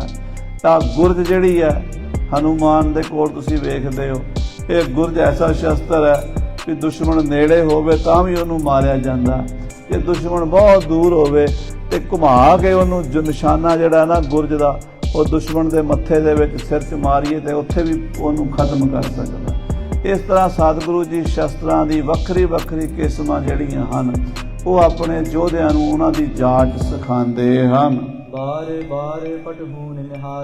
ਬਾਰ ਬਾਰ ਆਪਣੇ ਯੋਧਿਆਂ ਵੱਲ ਦੇਖਦੇ ਹਨ, ਯੋਧਿਆਂ ਦਾ ਖਿਆਲ ਰੱਖਦੇ ਹਨ, ਉਹਨਾਂ ਦੀ ਸਿਹਤ ਦਾ ਖਿਆਲ ਰੱਖਦੇ ਨੇ, ਉਹਨਾਂ ਦੀ ਖੁਰਾਕ ਦਾ ਖਿਆਲ ਰੱਖਦੇ ਨੇ, ਉਹਨਾਂ ਦੀਆਂ ਵਰਦੀਆਂ, ਘੋੜਿਆਂ ਦੀਆਂ ਖੁਰਾਕਾਂ, ਇਹ ਹਰ ਚੀਜ਼ ਦਾ ਗੁਰੂ ਸਾਹਿਬ ਖਿਆਲ ਰੱਖਦੇ ਨੇ। ਕਦੀ ਘੋੜਿਆਂ ਨੂੰ ਲੰਮੀ ਦੌੜ ਛੱਡ ਕੇ ਦੌੜਾਉਣਾ ਤੇ ਕਦੀ ਉੱਚੀਆਂ ਛਾਲਾਂ ਮਰਵਾਉਣੀਆਂ, ਲੰਮੀਆਂ ਛਾਲਾਂ ਮਰਵਾਉਣੀਆਂ। ਮਾਨੋ ਘੋੜੇ ਦੇ ਸਾਹਮਣੇ ਕੋਈ ਨਦੀ ਆ ਗਈ, ਕੋਈ ਨਹਿਰ ਆ ਗਈ, ਕੋਈ ਨਾਲਾ ਆ ਗਿਆ, ਉਹਨੂੰ ਟੱਪਣਾ ਪੈ ਜਾਵੇ ਤਾਂ ਜਿੰਨਾ ਕੁ ਘੋੜਾ ਟੱਪ ਸਕਦਾ ਨਾ ਘੱਟੋ ਘੱਟ ਉਹਨਾਂ ਦਾ ਘੱਟ ਉਹਨੂੰ ਜ਼ਰੂਰ ਟ੍ਰੇਨਿੰਗ ਦਿੱਤੀ ਜਾਂਦੀ ਹੈ ਵੀ ਲੰਮੀ ਛਾਲ ਮਾਰ ਕੇ। ਐਸੇ ਐਸੇ ਘੋੜੇ ਜਿਹੜੇ ਸਾਧ ਸੰਗਤ ਜੀ 20-20, 30-30, 40-40 ਫੁੱਟ ਦੀ ਲੰਮੀ ਛਾਲ ਮਾਰ ਜਾਂਦੇ ਆ ਸਵਾਰ ਲੈ ਕੇ।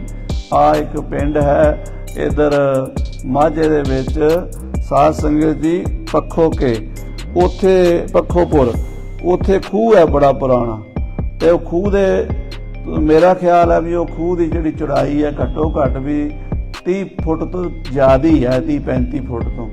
ਤੇ ਸਿੰਘ ਆਇਆ ਘੋੜਾ ਲੈ ਕੇ, ਕਹਿੰਦੇ ਘੋੜਾ ਉਹ ਕੁਦਰਤੀ ਉਸ ਖੂਹ ਵੱਲ ਹੀ ਭੱਜ ਪਿਆ।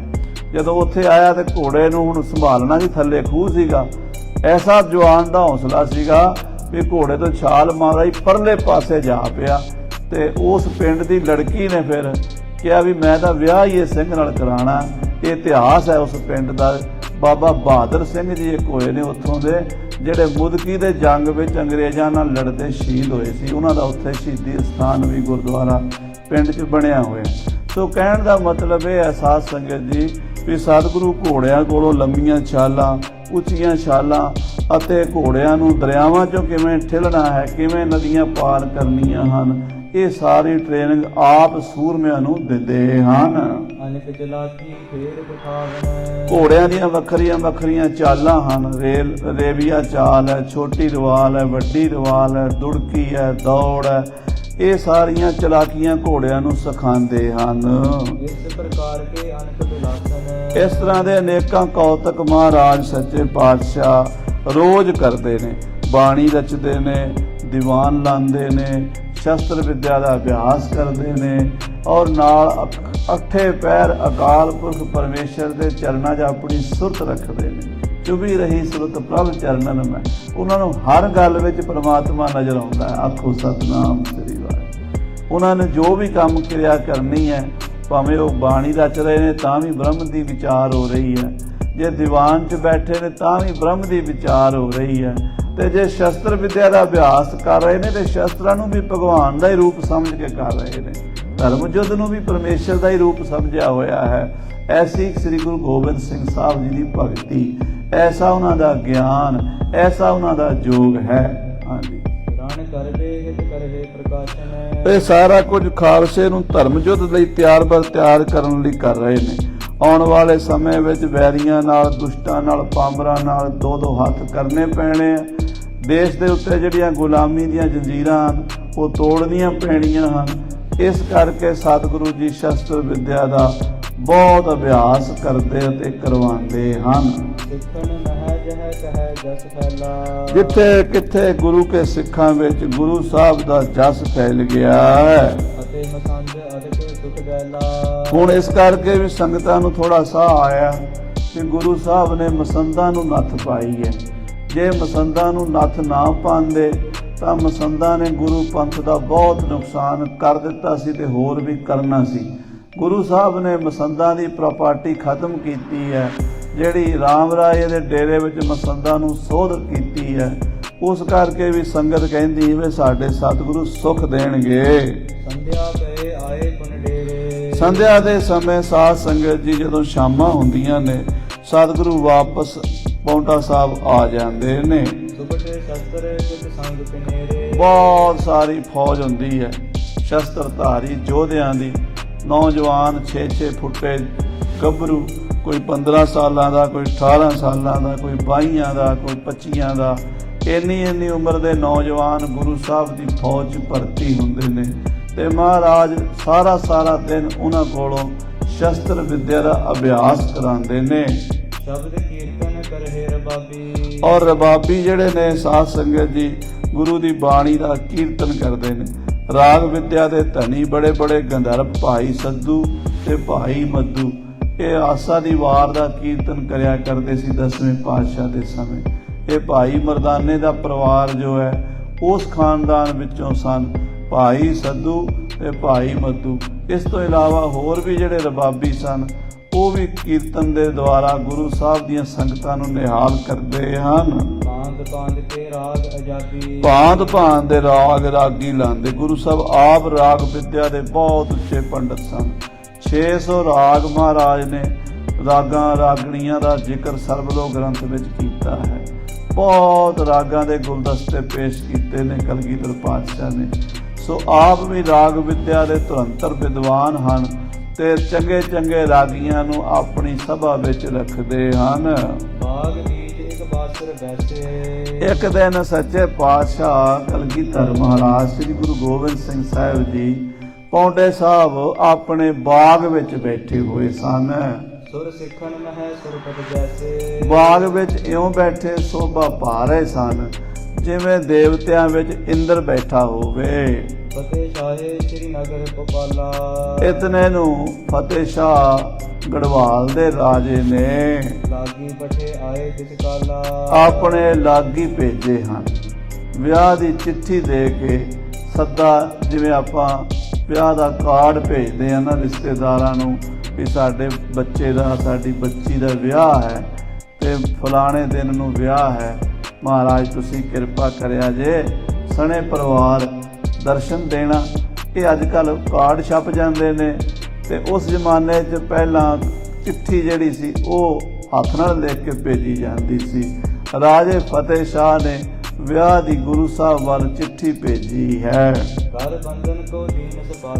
ਰਾਜੇ ਫਤਿਹ ਸ਼ਾਹ ਦੇ ਲਾਗੀ ਮਹਾਰਾਜ ਦੇ ਚਰਨਾਂ 'ਚ ਆ ਕੇ ਬੈਠ ਗਏ। ਮੱਥਾ ਟੇਕ ਕੇ ਉਹਨਾਂ ਨੇ ਗੁਰੂ ਸਾਹਿਬ ਦੇ ਚਰਨਾਂ 'ਚ ਰਾਜੇ ਫਤਿਹ ਸ਼ਾਹ ਦੀ ਚਿੱਠੀ ਰੱਖੀ ਹੈ। ਔਰ ਸਤਿਗੁਰੂ ਮਹਾਰਾਜ ਸ੍ਰੀ ਗੁਰੂ ਗੋਬਿੰਦ ਸਿੰਘ ਸਾਹਿਬ ਕਲਗੀਧਰ ਜੀ ਨੂੰ ਰਾਜਾ ਫਤਿਹ ਸ਼ਾਹ ਵੱਲੋਂ ਨਮਸਕਾਰ ਕੀਤੀ। ਗੁਰੂ ਜੀ, ਰਾਜਾ ਫਤਿਹ ਸ਼ਾਹ ਜੀ ਨੇ ਤੁਹਾਡੇ ਚਰਨਾਂ 'ਚ ਮੱਥਾ ਟੇਕ ਘੱਲਿਆ ਹੈ। ਆਨ ਕਾਬਰਾ ਅਨਕ ਕਹਾਰਨ, ਔਰ ਨਾਲ ਬੜੀਆਂ ਕਾਵਰਾਂ ਪੜੀਆਂ ਹੋਈਆਂ ਕਹਾਰਾਂ ਨੇ ਲਿਆਂਦੀਆਂ। ਕਾਵਰਾਂ ਸਾਧ ਸੰਗਤ ਜੀ ਜਿਨ੍ਹਾਂ 'ਚ ਮਠਿਆਈਆਂ ਭਰੀਆਂ ਹੁੰਦੀਆਂ ਸਨ।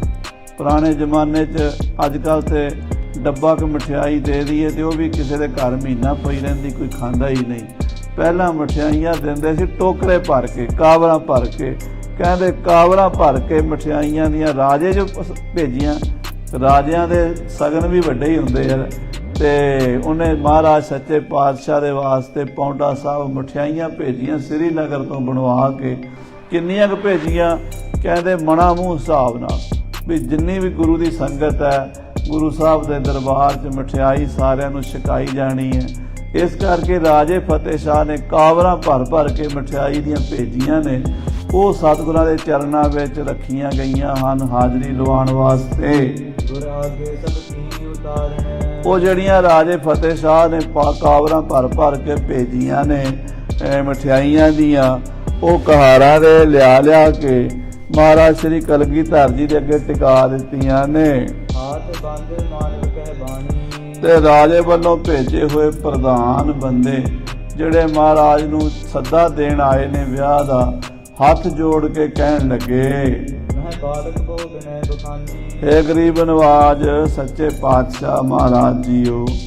ਰਾਜਾ ਫਤਿਹ ਸ਼ਾਹ ਸ੍ਰੀਨਗਰ ਗੜਵਾਲ ਦੇ ਰਾਜੇ ਨੇ ਬੜੀ ਨਿਮਰਤਾ ਨਾਲ ਹੱਥ ਜੋੜ ਕੇ ਆਪ ਜੀ ਦੇ ਚਰਨਾਂ 'ਚ ਬੇਨਤੀ ਕੀਤੀ ਹੈ। ਕੰਠ ਗੁੰਗ ਫਲ ਆਦ ਬਿਠਾਈ, ਆ ਮਹਾਰਾਜ ਗੰਢ ਭੇਜੀ ਹੈ। ਤੇ ਗੰਢ ਦਾ ਮਤਲਬ ਹੁੰਦਾ ਹੈ ਵੀ ਜਿਵੇਂ ਅੱਜ ਕੱਲ੍ਹ ਆਪਾਂ ਡੱਬਾ ਭੇਜ ਦਿੰਦੇ ਆ, ਵਿਆਹ ਦਾ ਕਾਰਡ ਭੇਜ ਦਿੰਦੇ ਆ, ਪਹਿਲਾਂ ਗੰਢ ਸੱਦੇ ਨੂੰ ਹੀ ਕਹਿੰਦੇ ਸੀ। ਉਹਦੇ ਵਿੱਚ ਮਠਿਆਈਆਂ, ਫਲ ਫਰੂਟ ਤੇ ਜਿੰਨਾ ਕਿਸੇ ਦੀ ਹੈਸੀਅਤ ਹੁੰਦੀ ਸੀ। ਗਰੀਬ ਆਦਮੀ ਭਾਵੇਂ ਗੁੜ ਦੀ ਭੇਲੀ ਭੇਜ ਦੇਵੇ, ਮਾੜਾ ਮੋਟਾ ਮਿੱਠਾ ਵੀ ਭੇਜ ਦੇਵੇ ਤਾਂ ਉਹਦੀ ਹੈਸੀਅਤ ਹੈ। ਰਾਜਿਆਂ ਦਾ ਆਪਣਾ ਕੰਮ ਹੁੰਦਾ। ਸੋ ਰਾਜੇ ਨੇ ਮਹਾਰਾਜ ਆਪ ਜੀ ਵੱਲ ਗੰਢ ਭੇਜੀ ਹੈ, ਯਾਨੀ ਆਪ ਜੀ ਨੂੰ ਵਿਆਹ ਦਾ ਨਿਉਂਦਾ ਭੇਜਿਆ, ਸੱਦਾ ਭੇਜਿਆ ਹੈ। ਨਿਜ ਕੰਨਿਆ ਕੋ ਵਿਆਹ ਰਚਾਈ, ਹੇ ਗਰੀਬ ਨਵਾਜ ਰਾਜਾ ਫਤਿਹ ਸ਼ਾਹ ਸ੍ਰੀਨਗਰ ਗੜਵਾਲ ਦੇ ਰਾਜੇ ਨੇ। ਸਾਧ ਸੰਗਤ ਜੀ ਯਾਦ ਰਵੇ, ਸ੍ਰੀਨਗਰ ਦੋ ਹਨ, ਦੋਵੇਂ ਹੀ ਪਹਾੜਾਂ ਵਿੱਚ ਹਨ। ਇੱਕ ਸ੍ਰੀਨਗਰ ਜੰਮੂ ਕਸ਼ਮੀਰ ਦੇ ਵਿੱਚ ਹੈ, ਬਾਰਾਮੂਲਾ ਸ੍ਰੀਨਗਰ ਕਸ਼ਮੀਰ, ਜਿੱਥੇ ਗੁਰੂ ਹਰਗੋਬਿੰਦ ਸਾਹਿਬ ਮਹਾਰਾਜ ਮਾਈ ਭਾਗ ਭਰੀ ਨੂੰ ਦਰਸ਼ਨ ਦੇਣ ਗਏ। ਇੱਕ ਸ੍ਰੀਨਗਰ ਹੇਮਕੁੰਟ ਸਾਹਿਬ ਦੇ ਰਸਤੇ ਵਿੱਚ ਜਦੋਂ ਆਪਾਂ ਰਿਸ਼ੀਕੇਸ਼ ਤੋਂ ਉੱਪਰ ਜਾਈਏ ਨਾ ਹੇਮਕੁੰਟ ਸਾਹਿਬ ਨੂੰ, ਤੇ ਰਸਤੇ 'ਚ ਸ੍ਰੀਨਗਰ ਆਉਂਦਾ। ਇਹ ਦੂਸਰਾ ਸ੍ਰੀਨਗਰ ਹੈ। ਇਹ ਸ੍ਰੀਨਗਰ ਦਾ ਰਾਜਾ ਸੀ ਰਾਜਾ ਫਤਿਹ ਸ਼ਾਹ। ਰਿਆਸਤ ਦਾ ਨਾਮ ਹੈ ਟੀਰੀ ਗੜਵਾਲ। ਉਹ ਟੀਰੀ ਗੜਵਾਲ ਦਾ ਜਿਹੜਾ ਰਾਜਾ ਸੀ, ਉਸ ਨੇ ਗੁਰੂ ਸਾਹਿਬ ਵੱਲ ਇਹ ਚਿੱਠੀ ਵਿਆਹ ਦੀ ਭੇਜੀ ਹੈ। ਤੋ ਉਹਦੇ ਪ੍ਰਧਾਨ ਮੰਤਰੀ ਕਹਿ ਰਹੇ ਨੇ, ਮਹਾਰਾਜ ਆਪ ਜੀ ਨੂੰ ਸੱਦਾ ਭੇਜਿਆ, ਕਿਰਪਾ ਕਰਕੇ ਸ੍ਰੀਨਗਰ ਵਿਆਹ ਵਿੱਚ ਜ਼ਰੂਰ ਦਰਸ਼ਨ ਦੇਣੇ। ਸਦਨ ਅਵਾਹਨ ਤੁਮਕੋ ਚਾਹਾ, ਸਾਡੇ ਰਾਜਾ ਜੀ ਨੇ ਆਪ ਜੀ ਦੇ ਚਰਨ ਆਪਣੇ ਘਰ ਪਵਾਉਣ ਦੀ ਇੱਛਾ ਕੀਤੀ ਹੈ।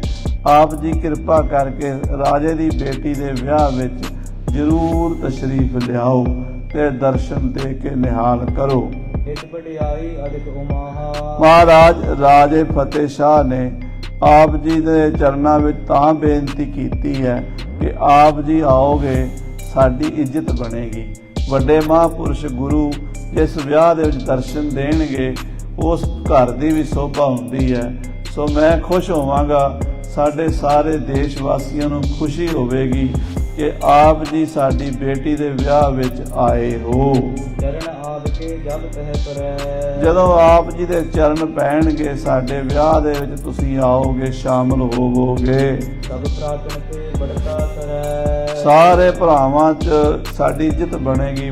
ਭਾਈਚਾਰੇ ਵਿੱਚ ਰਾਜਪੂਤ ਬਰਾਦਰੀ ਜਿੰਨੀ ਵੀ ਪਹਾੜਾਂ 'ਚ ਰਾਜ ਕਰਦੀ ਹੈ, ਉਹ ਸਾਰਿਆਂ ਵਿੱਚ ਫਤਿਹ ਸ਼ਾਹ ਹੋ ਜਾਏਗੀ ਵੀ ਫਤਿਹ ਸ਼ਾਹ ਦੀ ਬੇਟੀ ਦੇ ਵਿਆਹ ਤੇ ਸ੍ਰੀ ਗੁਰੂ ਗੋਬਿੰਦ ਸਿੰਘ ਸਾਹਿਬ ਖੁਦ ਆਏ ਹਨ। ਸੁਨ ਸਤਿਗੁਰ ਬਿਨ ਕੀਰਤ ਦੀਨੋ, ਮਹਾਰਾਜ ਨੇ ਰਾਜਾ ਫਤਿਹ ਸ਼ਾਹ ਦੇ ਲਾਗੀਆਂ ਦੀ ਬੇਨਤੀ ਸੁਣ ਕੇ ਬੜੇ ਹੌਸਲੇ ਨਾਲ ਧੀਰਜ ਨਾਲ ਸਮਝਾਇਆ। ਮਿਲ ਕਰ ਬਾਤ ਪਾਵਤੇ ਕੀਨੋ। ਮਹਾਰਾਜ ਕਹਿੰਦੇ ਭਾਈ ਜੀ ਆਇਆਂ ਨੂੰ ਤੁਹਾਨੂੰ ਆਥੇ ਹੁਣ ਤੁਸੀਂ ਆਏ ਗੁਰੂ ਘਰ ਦੇ ਵਿੱਚ ਆਰਾਮ ਕਰੋ, ਲੰਗਰ ਪ੍ਰਸ਼ਾਦਾ ਛਕੋ ਤੇ ਕੁਝ ਸਮਾਂ ਆਰਾਮ ਕਰਕੇ ਫਿਰ ਜਾਣਾ। ਕਈ ਕੋਰ ਨਿਜ ਨਿਕਟ ਬੁਲਾਏ। ਰਾਤ ਉਹਨਾਂ ਨੂੰ ਆਰਾਮ ਕਰਾਇਆ। ਅਗਲੇ ਦਿਨ ਆਪਣੇ ਕੋਲ ਬੁਲਾਇਆ ਸਤਿਗੁਰੂ ਜੀ ਨੇ।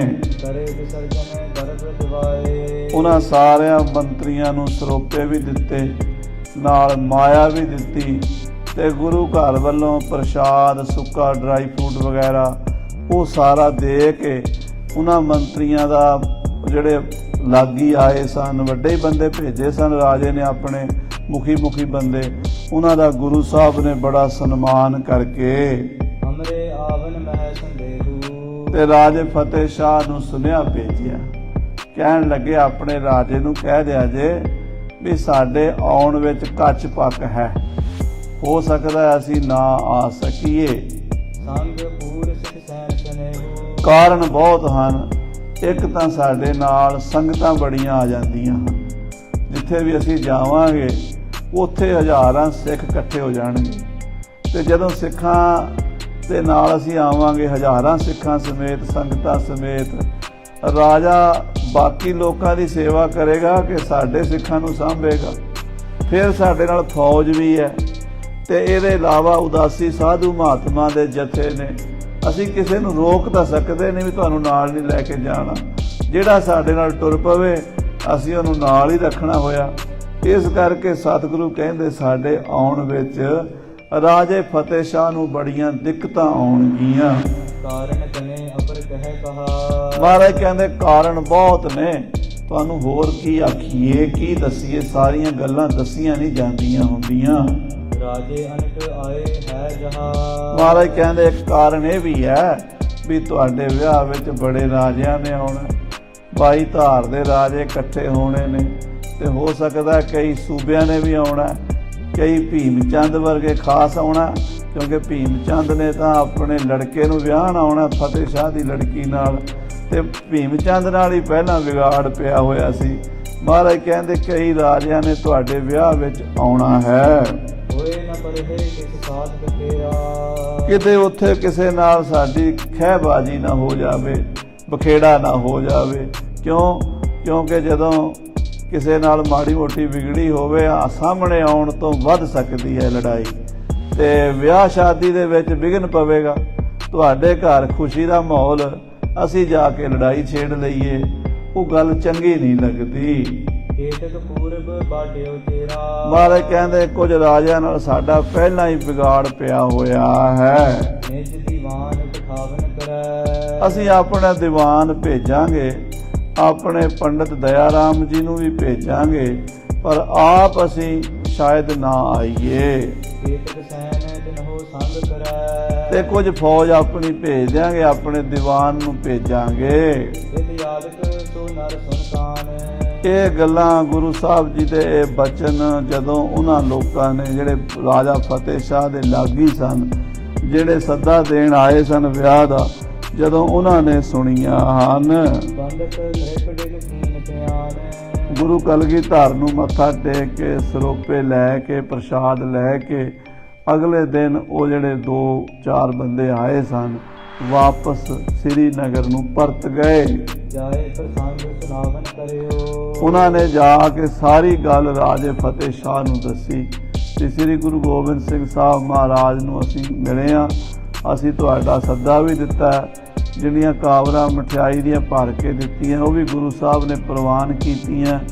ਮਹਾਰਾਜ ਨੇ ਵੀ ਤੁਹਾਡੇ ਲਈ ਪ੍ਰਸ਼ਾਦ ਭੇਜਿਆ, ਸਰੋਪੇ ਭੇਜੇ ਨੇ, ਤੇ ਮਹਾਰਾਜ ਇਹ ਕਹਿੰਦੇ ਸਨ ਵੀ ਸ਼ਾਇਦ ਅਸੀਂ ਨਾ ਆ ਸਕੀਏ, ਕਿਉਂਕਿ ਸਾਡੇ ਆਉਣ ਨਾਲ ਇੱਕ ਤਾਂ ਤੁਹਾਡਾ ਭੀੜ ਰਸ਼ ਬੜਾ ਹੋ ਜਾਣਾ, ਸਾਡੇ ਨਾਲ ਹਜ਼ਾਰਾਂ ਸੰਗਤਾਂ ਪਹੁੰਚ ਜਾਣੀਆਂ, ਤੁਸੀਂ ਮੇਲੀਆਂ ਨੂੰ ਸਾਂਭੋਗੇ, ਬਰਾਤੀਆਂ ਨੂੰ ਸਾਂਭੋਗੇ ਜਾਂ ਸਾਡੇ ਸਿੱਖਾਂ ਨੂੰ ਸਾਂਭੋਗੇ।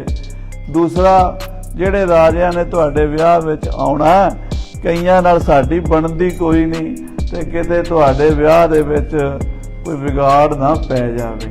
ਬਣਦੀ ਵੀ ਕਿਹਦੇ ਨਾਲ ਨਹੀਂ, ਜਿਹੜੇ ਨੇ ਵਿਆਹ ਆਉਣਾ ਭੀਮ ਚੰਦ ਨੇ ਉਹਦੇ ਨਾਲ ਹੀ ਵਿਗੜੀ ਹੋਈ ਹੈ। ਤੇ ਉੱਥੇ ਜਾਵਾਂਗੇ ਤੇ ਫਿਰ ਕੰਮ ਹੋਰ ਖਰਾਬ ਹੋਵੇਗਾ।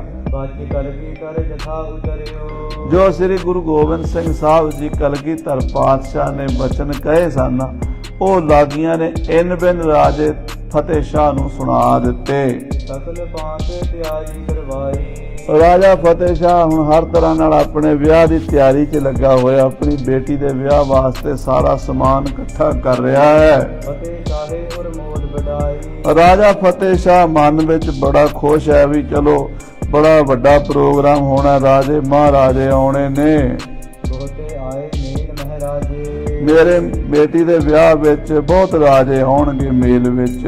ਪੁੱਤ ਬਰਾਤ ਮਹਿ ਬ੍ਰਿੰਦ ਬਿਰਾਜੇ। ਉਧਰੋਂ ਮੇਲ ਵਿੱਚ ਵੀ ਆਉਣੇ ਨੇ ਤੇ ਬਰਾਤ ਵਿੱਚ ਵੀ ਰਾਜੇ ਹੀ ਆਉਣੇ ਨੇ। ਰਾਜੇ ਦੀ ਲੜਕੀ ਦਾ ਵਿਆਹ ਹੈ, ਇਧਰੋਂ ਫਤਿਹ ਸ਼ਾਹ ਦੀ, ਉਧਰੋਂ ਜਿਹੜਾ ਵਿਆਹਣ ਆਵੇਗਾ ਅਜਮੇਰ ਚੰਦ ਭੀਮ ਚੰਦ ਦਾ ਪੁੱਤਰ, ਉਹ ਵੀ ਰਾਜਿਆਂ ਦੀ ਬਰਾਤ ਲੈ ਕੇ ਆਉਣਗੇ। ਸਕਲ ਗਿਰਨ ਤਾਰਾ ਪਦ ਮਿਲੇ। ਆ ਜਿੰਨੇ 22 ਧਾਰ ਦੇ ਰਾਜ ਇਕੱਠੇ ਹੋਏ ਨੇ, ਹੋਏ ਉਤਸਾਹ ਵਿਆਹ ਕੋ ਭਲੇ। ਉਹ ਸਾਰੇ ਇਸ ਵਿਆਹ ਦੇ ਇਕੱਠੇ ਹੋ ਜਾਣਗੇ, ਕਿਉਂ ਕੁਝ ਲੜਕੇ ਵੱਲੋਂ ਆਉਣਗੇ, ਕੁਝ ਲੜਕੀ ਵੱਲੋਂ ਆਉਣਗੇ। ਤੇ ਵਿਆਹ ਦੇ ਟਾਈਮ ਤੇ ਤਾਂ 22 ਤੇ 22 ਰਾਜੇ ਅਤੇ ਹੋਰ ਹਿੰਦੁਸਤਾਨ ਦੇ ਕਈ ਸੂਬੇ, ਕਈ ਵੱਡੇ ਨਵਾਬ, ਕਈ ਜਾਣ ਪਛਾਣ ਵਾਲੇ ਆਉਣਗੇ। ਤਨੋ ਅੰਨ ਕ੍ਰਿਤ ਕੋ ਪਕਵਾਨ। ਤੋ ਰਾਜੇ ਫਤਿਹ ਸ਼ਾਹ ਨੇ ਬੜਾ ਹੀ ਅੰਨ, ਆਟਾ, ਘਿਓ, ਪਕਵਾਨ, ਜੋ ਵੀ ਚਾਹੀਦਾ ਸਮਾਨ ਬਹੁਤ ਵੱਡੇ ਲੈਵਲ ਤੇ ਇਕੱਠਾ ਕਰ ਲਿਆ। ਮਦਰ ਕਰਹੇ ਰਖਵਾਏ ਮਹਾਨ। ਮਠਿਆਈਆਂ ਬਣਾ ਬਣਾ ਕੇ ਕੋਠੜੇ ਭਰ ਲਏ ਹਨ। ਪ੍ਰਣ ਦਾਨਾ ਕੋ ਸੰਚ ਅੰਬਾਰ। ਔਰ ਸਾਧ ਸੰਗਤ ਜੀ ਘੋੜਿਆਂ ਵਾਸਤੇ ਘਾਹ ਪੱਠਾ ਪਹਿਲਾਂ ਹੀ ਇਕੱਠਾ ਕਰ ਲਿਆ। ਕਰਕੇ ਤਨ ਕੋ ਬਣਿਓ ਉਦਾਰਾ। ਰਾਜੇ ਨੇ ਪੈਸਾ ਬਹੁਤ ਖਰਚ ਕੀਤਾ, ਖੁੱਲੇ ਦਿਲ ਨਾਲ ਰਾਜੇ ਨੇ ਸਮਾਨ ਖਰੀਦਿਆ। ਇੱਕ ਸਤਿਗੁਰੂ ਉਰ ਵਿਖੇ ਵਿਚਾਰਾ। ਇਧਰ ਮਹਾਰਾਜ ਕਲਗੀਧਰ ਜੀ ਆਪਣੇ ਮਨ ਵਿੱਚ ਵਿਚਾਰ ਕੀਤੀ ਹੈ ਰਾਜਨੀਤ ਕੋ ਜਿਤਕ ਪ੍ਰਕਾਰਾ। ਕਿ ਰਾਜਨੀਤ ਦੇ ਜਿੰਨੇ ਵੀ ਪ੍ਰਕਾਰ ਹਨ, ਰਾਜਨੀਤੀਆਂ ਜਿੰਨੀਆਂ ਵੀ ਨੀਤੀਆਂ ਹਨ, ਜਿੰਨੇ ਵੀ ਦਾਅ ਪੇਚ ਹਨ, ਕੰਨਿਆ ਵਿਆਹ ਵਿਖੇ ਕੱਟ ਦੇਣਾ। ਉਹ ਸਾਰੇ ਵਿਚਾਰ ਲਏ ਮਹਾਰਾਜ ਨੇ। ਹੁਣ ਰਾਜਿਆਂ ਦਾ ਵਿਆਹ ਹੈ, ਇੱਕ ਪਾਸੇ ਰਾਜਾ ਫਤਿਹ ਸ਼ਾਹ ਨੇ ਨਿਉਂਦਾ ਭੇਜਿਆ, ਸੱਦਾ ਭੇਜਿਆ, ਦੂਜੇ ਪਾਸੇ ਫਤਿਹ ਸ਼ਾਹ ਦੇ ਕੁੜਮ ਨਾਲ ਵਿਗੜ ਪਈ ਹੋਈ ਹੈ ਭੀਮ ਚੰਦ ਨਾਲ। ਹੁਣ ਮਹਾਰਾਜ ਸੋਚਦੇ ਆ ਵੀ ਹੁਣ ਸਾਰੇ ਪੱਖ ਵੇਖਣੇ, ਜੇ ਅਗਲਿਆਂ ਨੇ ਸੱਦਾ ਭੇਜਿਆ, ਨਿਉਂਦਾ ਭੇਜਿਆ, ਤਾਂ ਹੁਣ ਸ਼ਗਨ ਵੀ ਦੇਣਾ ਪੈਣਾ। ਤੇ ਸਤਿਗੁਰੂ ਜੀ ਨੇ ਰਾਜਨੀਤੀ ਦੇ ਸਾਰੇ ਪੱਖ ਵਿਚਾਰ ਕੇ, ਜਗਤ ਰੀਤ ਖਾਨੇ ਪੜ ਲੈਣਾ। ਕਿਉਂਕਿ ਜਗਤ ਦੀ ਰੀਤ ਹੈ, ਕੁਝ ਚੀਜ਼ਾਂ ਹੁੰਦੀਆਂ ਨੇ ਧਾਰਮਿਕ, ਕੁਝ ਹੁੰਦੀਆਂ ਨੇ ਅਧਿਆਤਮਿਕ, ਕੁਝ ਹੁੰਦੀਆਂ ਨੇ ਸਮਾਜਿਕ। ਅਸੀਂ ਅੱਜ ਕੱਲ੍ਹ ਸਾਧ ਸੰਗਤ ਜੀ ਮੈਂ ਦੇਖਿਆ ਜਿੰਨੇ ਆਪਾਂ ਉਲਝ ਗਏ ਆ ਨਾ, ਸਾਨੂੰ ਇਹ ਨਹੀਂ ਪਤਾ ਵੀ ਅਧਿਆਤਮਿਕ ਕੀ ਹੈ, ਧਾਰਮਿਕ ਕੀ ਹੈ, ਸਮਾਜਿਕ ਕੀ ਹੈ, ਭਾਈਚਾਰਕ ਕੀ ਹੈ। ਅਸੀਂ ਸਾਰੀਆਂ ਚੀਜ਼ਾਂ ਦੀ ਖਿਚੜੀ ਬਣਾ ਦਿੱਤੀ ਅੱਜ ਕੱਲ੍ਹ। ਤੇ ਸਿੱਖਾਂ ਦਾ ਜਿੰਨਾ ਮਾੜਾ ਹਾਲ ਹੈ ਨਾ ਅੱਜ ਕੱਲ੍ਹ, ਉਹ ਕਿਸੇ ਨੂੰ ਪਤਾ ਹੀ ਨਹੀਂ। ਆਪਣੇ ਨਾ ਰਹਿਤਨਾਮੇ ਪੜ੍ਹਨੇ, ਨਾ ਸਮਾਜ ਸ਼ਾਸਤਰ ਦਾ ਅਧਿਐਨ ਕਰਨਾ। ਬਸ ਕਈ ਵਾਰੀ ਤੇ ਵਿਆਹਾਂ ਸ਼ਾਦੀਆਂ ਵਿੱਚ ਵੀ ਸਾਡੀ ਹਾਸੀ ਬਣੀ ਹੁੰਦੀ ਹੈ ਬਈ ਕੋਈ ਪਤਾ ਹੀ ਨਹੀਂ ਹੁੰਦਾ ਵੀ ਕੀ ਕਰਨਾ ਹੈ ਕੀ ਨਹੀਂ ਕਰਨਾ। ਤੇ ਇੱਥੇ ਹੁਣ ਸਤਿਗੁਰੂ ਪਾਤਸ਼ਾਹ ਧਰਮ ਨੂੰ ਇੱਕ ਪਾਸੇ ਰੱਖ ਕੇ ਰਾਜਨੀਤੀ ਦਾ ਧਰਮ ਕੀ ਹੈ ਉਹ ਵਿਚਾਰ ਰਹੇ ਨੇ, ਸਮਾਜ ਦਾ ਧਰਮ ਕੀ ਹੈ, ਭਾਈਚਾਰਾ ਕੀ ਹੁੰਦਾ ਹੈ, ਉਹਦੀ ਵੀ ਹੁਣ ਵਿਚਾਰ ਕਰ ਰਹੇ ਨੇ। ਕਹਿੰਦੇ ਜੇ ਹੁਣ ਅਗਲਿਆਂ ਨੇ ਸੱਦਾ ਭੇਜਿਆ, ਨਿਉਂਦਾ ਭੇਜਿਆ, ਤੇ ਹੁਣ ਉੱਥੇ ਸਾਨੂੰ ਸ਼ਗਨ ਵੀ ਭੇਜਣਾ ਪੈਣਾ ਹੈ। ਜਾਨ ਆਪਣੀ ਊਚ ਵਡਾਈ। ਇਹ ਘਰ ਵੀ ਛੋਟਾ ਨਹੀਂ ਹੈ, ਇਹ ਘਰ ਵੀ ਗੁਰੂ ਨਾਨਕ ਦੇਵ ਜੀ ਮਹਾਰਾਜ ਦਾ ਹੈ। ਇਸ ਘਰ ਤੋਂ ਵੱਡਾ ਘਰ ਕੋਈ ਨਹੀਂ, ਸਭ ਤੇ ਵੱਡਾ ਸਤਿਗੁਰੂ ਨਾਨਕ ਜਿਨ ਕਲ ਰਾਖੀ ਮੇਰੀ। ਹੁਣ ਇਸ ਘਰ ਤੋਂ ਸ਼ਗਨ ਵੀ ਜਾਣਾ ਹੈ। ਤੇ ਇੱਕ ਤਾਂ ਗੁਰੂ ਨਾਨਕ ਦੀ ਵਡਿਆਈ ਵੱਡੀ ਹੈ, ਦੂਸਰਾ ਉੱਥੇ 22 ਧਾਰ ਦੇ ਰਾਜਿਆਂ ਨੇ ਬੈਠੇ ਹੋਣਾ ਹੈ। ਫਿਰ ਸਤਿਗੁਰੂ ਜੀ ਦਾ ਦਿਲ ਵੀ ਜਿਹੜਾ ਸੀ ਨਾ ਉਦਾਰ ਸੀ, ਖੁੱਲੇ ਦਾਨੀ ਸਨ। ਸਰਬੰਸ ਦਾਨੀ ਤੋਂ ਵੱਡਾ ਦਾਨੀ ਕੋਈ ਹੋ ਹੀ ਨਹੀਂ ਸਕਦਾ। ਸਤਿਨਾਮ ਮਹਾਰਾਜ ਨੂੰ ਲਾਲਚ ਸਰਫਾ ਤਾਂ ਹੈ ਹੀ ਨਹੀਂ ਸੀ ਕੋਈ। ਜਦੋਂ ਵੀ ਦਿੰਦੇ ਸਨ ਨਾ ਰੀਝ ਕੇ ਹੀ ਦਿੰਦੇ ਸਨ। ਅੱਜ ਨਾ 52 ਕਵੀਆਂ ਵਿੱਚੋਂ 18 ਕਵੀਆਂ ਨੇ ਮਹਾਭਾਰਤ ਦੀ ਟਰਾਂਸਲੇਟ ਕੀਤਾ ਨਾ, ਅਨੁਵਾਦ ਕੀਤਾ। ਉਹਨਾਂ ਨੂੰ ਇੱਕ ਇੱਕ ਕਵੀ ਨੂੰ 60-60 ਹਜ਼ਾਰ ਰੁਪਈਆ ਦਿੱਤਾ ਸੀ ਉਸ ਜ਼ਮਾਨੇ ਵਿੱਚ, ਮਾਲਾ ਮਾਲ ਕਰਤਾ ਸੀਗਾ। ਕਹਿੰਦੇ ਕਵੀ ਜਿਹੜੇ ਨੇ ਮੁੜ ਕੇ ਕਿਸੇ ਤੋਂ ਮੰਗਣ ਨਾ। ਇਦਾਂ ਗੁਰੂ ਕਲਗੀਧਰ ਦਾ ਉਦਾਰ ਚਿੱਤ ਸੀ, ਖੁੱਲੇ ਦਿਲ ਵਾਲੇ ਸਨ। ਇਸ ਕਰਕੇ ਖੁੱਲਾ ਹੀ ਦਾਨ ਦੇਣਾ ਚਾਹੁੰਦੇ ਆ ਕੰਨਿਆ ਦਾਨ ਵਿੱਚ। ਉਸੇ ਵੇਲੇ ਮਹਾਰਾਜ ਨੇ ਆਪਣੇ ਖਜ਼ਾਨੇ ਵਿੱਚੋਂ ਬੜੇ ਕੀਮਤੀ ਹੀਰੇ ਮੋਤੀਆਂ ਦੇ ਜੜੇ ਹੋਏ ਹਾਰ ਕਢਾਏ ਹਨ, ਬੜੇ ਸੋਹਣੇ ਸੋਹਣੇ ਗਹਿਣੇ ਕਢਾਏ ਹਨ, ਸੋਨੇ ਦੇ ਗਹਿਣੇ ਜਿਨ੍ਹਾਂ ਵਿੱਚ ਜਬਰ ਜਵਾਹਰ ਹੀਰੇ ਮੋਤੀ ਜੜੇ ਹੋਏ ਹਨ,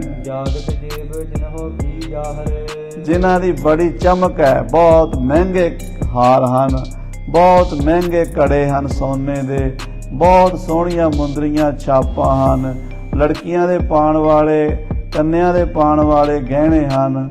ਲੜਕੇ ਜਿਹੜਾ ਜਵਾਈ ਨੂੰ ਦਿੱਤਾ ਜਾਂਦਾ ਦਾਨ ਵਿੱਚ, ਉਹ ਵੀ ਸਭ ਤਰ੍ਹਾਂ ਦਾ ਗੁਰੂ ਸਾਹਿਬ ਨੇ ਪੂਰੀ ਮਰਿਆਦਾ ਅਨੁਸਾਰ ਜਗਤ ਰੀਤ ਮੁਤਾਬਕ ਸਭ ਤਰ੍ਹਾਂ ਦਾ ਸਮਾਨ, ਕੱਪੜੇ ਵੀ ਬੜੇ ਬੜੇ ਕੀਮਤੀ ਕਢਾਏ ਹਨ। ਸੁੰਦਰ ਕੁੰਦਨ ਕੇ ਕਰਵਾਏ। ਜਿਹੜਾ ਸਾਧ ਸੰਗਤ ਜੀ ਕੁੰਦਨ ਹੁੰਦਾ ਸੋਨਾ, ਜਿਹੜਾ ਅੱਜ ਕੱਲ 24 ਗ੍ਰੇਡ ਕਹਿ ਦਿੰਦੇ ਆ, ਪਹਿਲਾਂ 12 ਵੰਨੀ ਕਹਿੰਦੇ ਸੀ। ਜਿਹਨੂੰ 12 ਵਾਰੀ ਤਾ ਕੇ ਸ਼ੁੱਧ ਕੀਤਾ ਜਾਵੇ ਨਾ, ਬਿਲਕੁਲ ਖੋਟ ਨਾ ਹੋਵੇ, ਉਹਨੂੰ ਕੁੰਦਨ ਕਹਿੰਦੇ। 24 ਗ੍ਰੇਡ ਕਹਿ ਦਿੰਦੇ ਆ, ਜਾਂ ਅੱਜ ਕੱਲ ਪਹਿਲਾਂ 12 ਵੰਨੀ ਕਹਿੰਦੇ ਸੀ। ਉਹ ਸੋਨਾ ਮਹਾਰਾਜ ਨੇ ਵਰਤਿਆ ਗਹਿਣਿਆਂ ਲਈ। ਬਹੁਤ ਗਰਭ ਜਿਨ ਉਪਰ ਲਾਏ, ਬਹੁਤ ਪੈਸਾ ਜਿਨ੍ਹਾਂ ਤੇ ਲੱਗਾ ਹੋਇਆ ਹੈ। ਪਸ਼ਮੀਨੇ ਦੇ ਬੜੇ ਬੜੇ ਕੀਮਤੀ ਕੱਪੜੇ ਹਨ, ਗੋਟਾ ਜਰੀ ਲਾਗ ਪਰ ਬਨੇ, ਜਿਨ੍ਹਾਂ ਨੂੰ ਜਰੀਦਾਰ ਕਢਾਈ ਕੱਢੀ ਹੋਈ ਹੈ ਤੇ ਕਿਨਾਰਿਆਂ ਤੇ ਗੋਟਾ ਲੱਗਾ ਹੋਇਆ ਹੈ। ਵਾਸਨ ਕੰਚਨ ਰਜਤ ਕਰਾਏ। ਔਰ ਸੋਨੇ ਦੀਆਂ ਚਾਂਦੀ ਦੀਆਂ ਥਾਲੀਆਂ ਹਨ, ਸੋਨੇ ਚਾਂਦੀ ਦੀਆਂ ਕੌਲੀਆਂ ਹਨ, ਸੋਨੇ ਚਾਂਦੀ ਦੇ ਚਮਚੇ ਹਨ। ਇੱਦਾਂ ਮਹਾਰਾਜ ਸੱਚੇ ਪਾਤਸ਼ਾਹ ਜੀ ਨੇ ਉਸ ਜ਼ਮਾਨੇ ਵਿੱਚ 1.25 ਲੱਖ ਦਾ ਤੰਬੋਲ ਤਿਆਰ ਕੀਤਾ। 1.25 ਲੱਖ ਦਾ ਮਹਾਰਾਜ ਨੇ ਕੰਨਿਆ ਦਾਨ ਦੇਣ ਲਈ ਇਹ ਪਦਾਰਥ ਕਢਾਏ ਹਨ ਖਜ਼ਾਨੇ ਵਿੱਚੋਂ। ਕਾਰੀਗਰਾਂ ਨੇ ਭਾਂਤ ਭਾਂਤ ਦੇ ਸੋਨੇ ਦੇ ਭਾਂਡੇ ਗਹਿਣੇ ਬਣਾਏ ਹੋਏ ਹਨ। ਜੋ ਇਤਨਾ ਸਮਾਨ, ਮਹਿੰਗੇ ਤੋਂ ਮਹਿੰਗਾ ਦਾਨ ਗੁਰੂ ਸਾਹਿਬ ਨੇ ਰਾਜੇ ਫਤਿਹ ਸ਼ਾਹ ਦੀ ਲੜਕੀ ਦੇ ਦਾਨ ਵਾਸਤੇ, ਕੰਨਿਆ ਦਾਨ ਦਾਜ ਵਿੱਚ ਦੇਣ ਲਈ ਤਿਆਰ ਕੀਤਾ ਹੈ। ਔਰ ਬਹੁਤ ਸਾਰੀ ਮਾਇਆ ਵੀ ਕਲਗੀਧਰ ਪਾਤਸ਼ਾਹ ਨੇ ਖਜ਼ਾਨੇ ਵਿੱਚੋਂ ਦਿੱਤੀ ਹੈ। ਕਵੀ ਰਾਜ ਭਾਈ ਸੰਤੋਖ ਸਿੰਘ ਸਾਹਿਬ ਜੀ ਲਿਖਦੇ 1.25 ਲੱਖ ਦਾ ਗਹਿਣਿਆਂ ਸਮੇਤ, ਕੱਪੜਿਆਂ ਸਮੇਤ, ਬਹੁਤ ਸੋਹਣੇ ਸੋਹਣੇ ਤੋਹਫਿਆਂ ਸਮੇਤ, ਵਿੱਚੇ ਮਹਾਰਾਜ ਨੇ ਚੰਗੇ ਘੋੜੇ ਵੀ, ਚੰਗੇ ਸ਼ਸਤਰ ਬਸਤਰ, ਜੋ ਰਾਜਨੀਤੀ ਦੀ ਮਰਿਆਦਾ ਹੁੰਦੀ ਹੈ ਉਹ ਮਹਾਰਾਜ ਨੇ ਕੀਤੀ। ਰਾਜਿਆਂ ਤੋਂ ਘੱਟ ਨਹੀਂ ਬਲਕਿ ਰਾਜਿਆਂ ਤੋਂ ਵੀ ਵੱਧ ਕੇ ਸੱਚੇ ਪਾਤਸ਼ਾਹ ਨੇ ਕੀਤਾ। 1.25 ਲੱਖ ਦਾ ਤੰਬੋਲ ਤਿਆਰ ਹੋਇਆ। ਇਹੋ ਜਿਹੀਆਂ ਅਜੀਬੋ ਗਰੀਬ ਵਸਤੂਆਂ ਸਨ ਜਿਨ੍ਹਾਂ ਦਾ ਬਹੁਤ ਹੀ ਮੁੱਲ ਸੀ, ਬਹੁਤ ਕੀਮਤੀ ਚੀਜ਼ਾਂ ਸਨ। ਦੀਵਾਨ ਆਨੰਦ ਚੰਦ ਨੇ ਗੁਰੂ ਸਾਹਿਬ ਦੇ ਹੁਕਮ ਨਾਲ ਸਾਰੀਆਂ ਚੀਜ਼ਾਂ ਤਿਆਰ ਕਰਵਾ ਲਈਆਂ।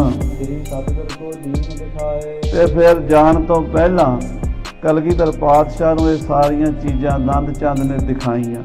ਆਹ ਮਹਾਰਾਜ ਗਹਿਣੇ ਹਨ, ਆਹ ਕੱਪੜੇ ਹਨ, ਆਹ ਭਾਂਡੇ ਹਨ, ਆਹ ਹਾਥੀ ਘੋੜੇ ਹਨ। ਜੋ ਵੀ 1.25 ਲੱਖ 'ਚ ਆਉਂਦਾ ਸੀ ਨਾ, ਉਹ ਸਾਰਾ ਕੁਝ ਮਹਾਰਾਜ ਨੇ ਦੇਖਿਆ। ਫਿਰ ਸਤਿਗੁਰੂ ਵੇਖ ਕੇ ਕਹਿਣ ਲੱਗੇ ਕਿ ਪੰਡਿਤ ਦਇਆ ਰਾਮ ਜੀ ਜੋ ਸਾਡੇ ਪੁਰੋਹਿਤ ਹਨ, ਬੜੇ ਸਿਆਣੇ ਹਨ, ਉਹਨਾਂ ਨੂੰ ਆਪਣੇ ਨਾਲ ਲੈ ਕੇ ਦੀਵਾਨ ਜੀ ਤੁਸੀਂ ਫੌਜ ਲੈ ਕੇ ਜਾਓ। 500 ਸਿੱਖਾਂ ਦਾ ਜਥਾ ਜਾਏਗਾ ਤੁਹਾਡੇ ਨਾਲ, ਇੱਕ ਤੁਸੀਂ ਜਾਓਗੇ, ਇੱਕ ਸਾਡੇ ਪੰਡਿਤ ਦਇਆ ਰਾਮ ਜੀ ਜਾਣਗੇ। ਔਰ ਵਿਆਹ ਤੋਂ ਪਹਿਲਾਂ 2 ਦਿਨ ਪਹੁੰਚਣਾ ਜ਼ਰੂਰੀ ਹੈ। ਤੁਸੀਂ ਵਿਆਹ ਤੋਂ ਪਹਿਲਾਂ ਪਹੁੰਚ ਜਾਓ।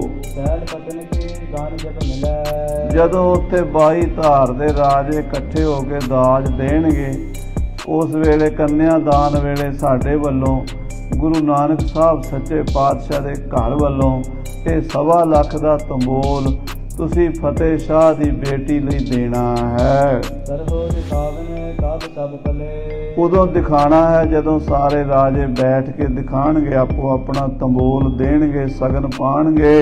ਨੰਦ ਚੰਦ ਅਰ ਜਿਜ ਸੁਣ ਕਰਕੇ। ਕਹਿੰਦੇ ਦੀਵਾਨ ਨੰਦ ਚੰਦ ਤੇ ਪੰਡਤ ਦਇਆ ਰਾਮ ਜੀ ਕਲਗੀਧਰ ਜੀ ਦਾ ਹੁਕਮ ਸੁਣ ਕੇ ਪੂਜਨ ਲਾਗੇ ਹਿਰਦੈ ਵਿਚਰ ਕੇ। ਮਹਾਰਾਜ ਸੱਚੇ ਪਾਤਸ਼ਾਹ ਨੂੰ ਪੁੱਛਣ ਲੱਗੇ, ਵਿਚਾਰ ਕਰਕੇ ਨਾ, ਬੜੇ ਸਿਆਣੇ ਸਨ ਪੰਡਤ ਦਇਆ ਰਾਮ ਜੀ ਤੇ ਦੀਵਾਨ ਨੰਦ ਚੰਦ ਜੀ, ਸਾਰੇ ਪੱਖਾਂ ਦੇ ਵਿਚਾਰ ਕਰਿਆ ਕਰਦੇ ਸਨ।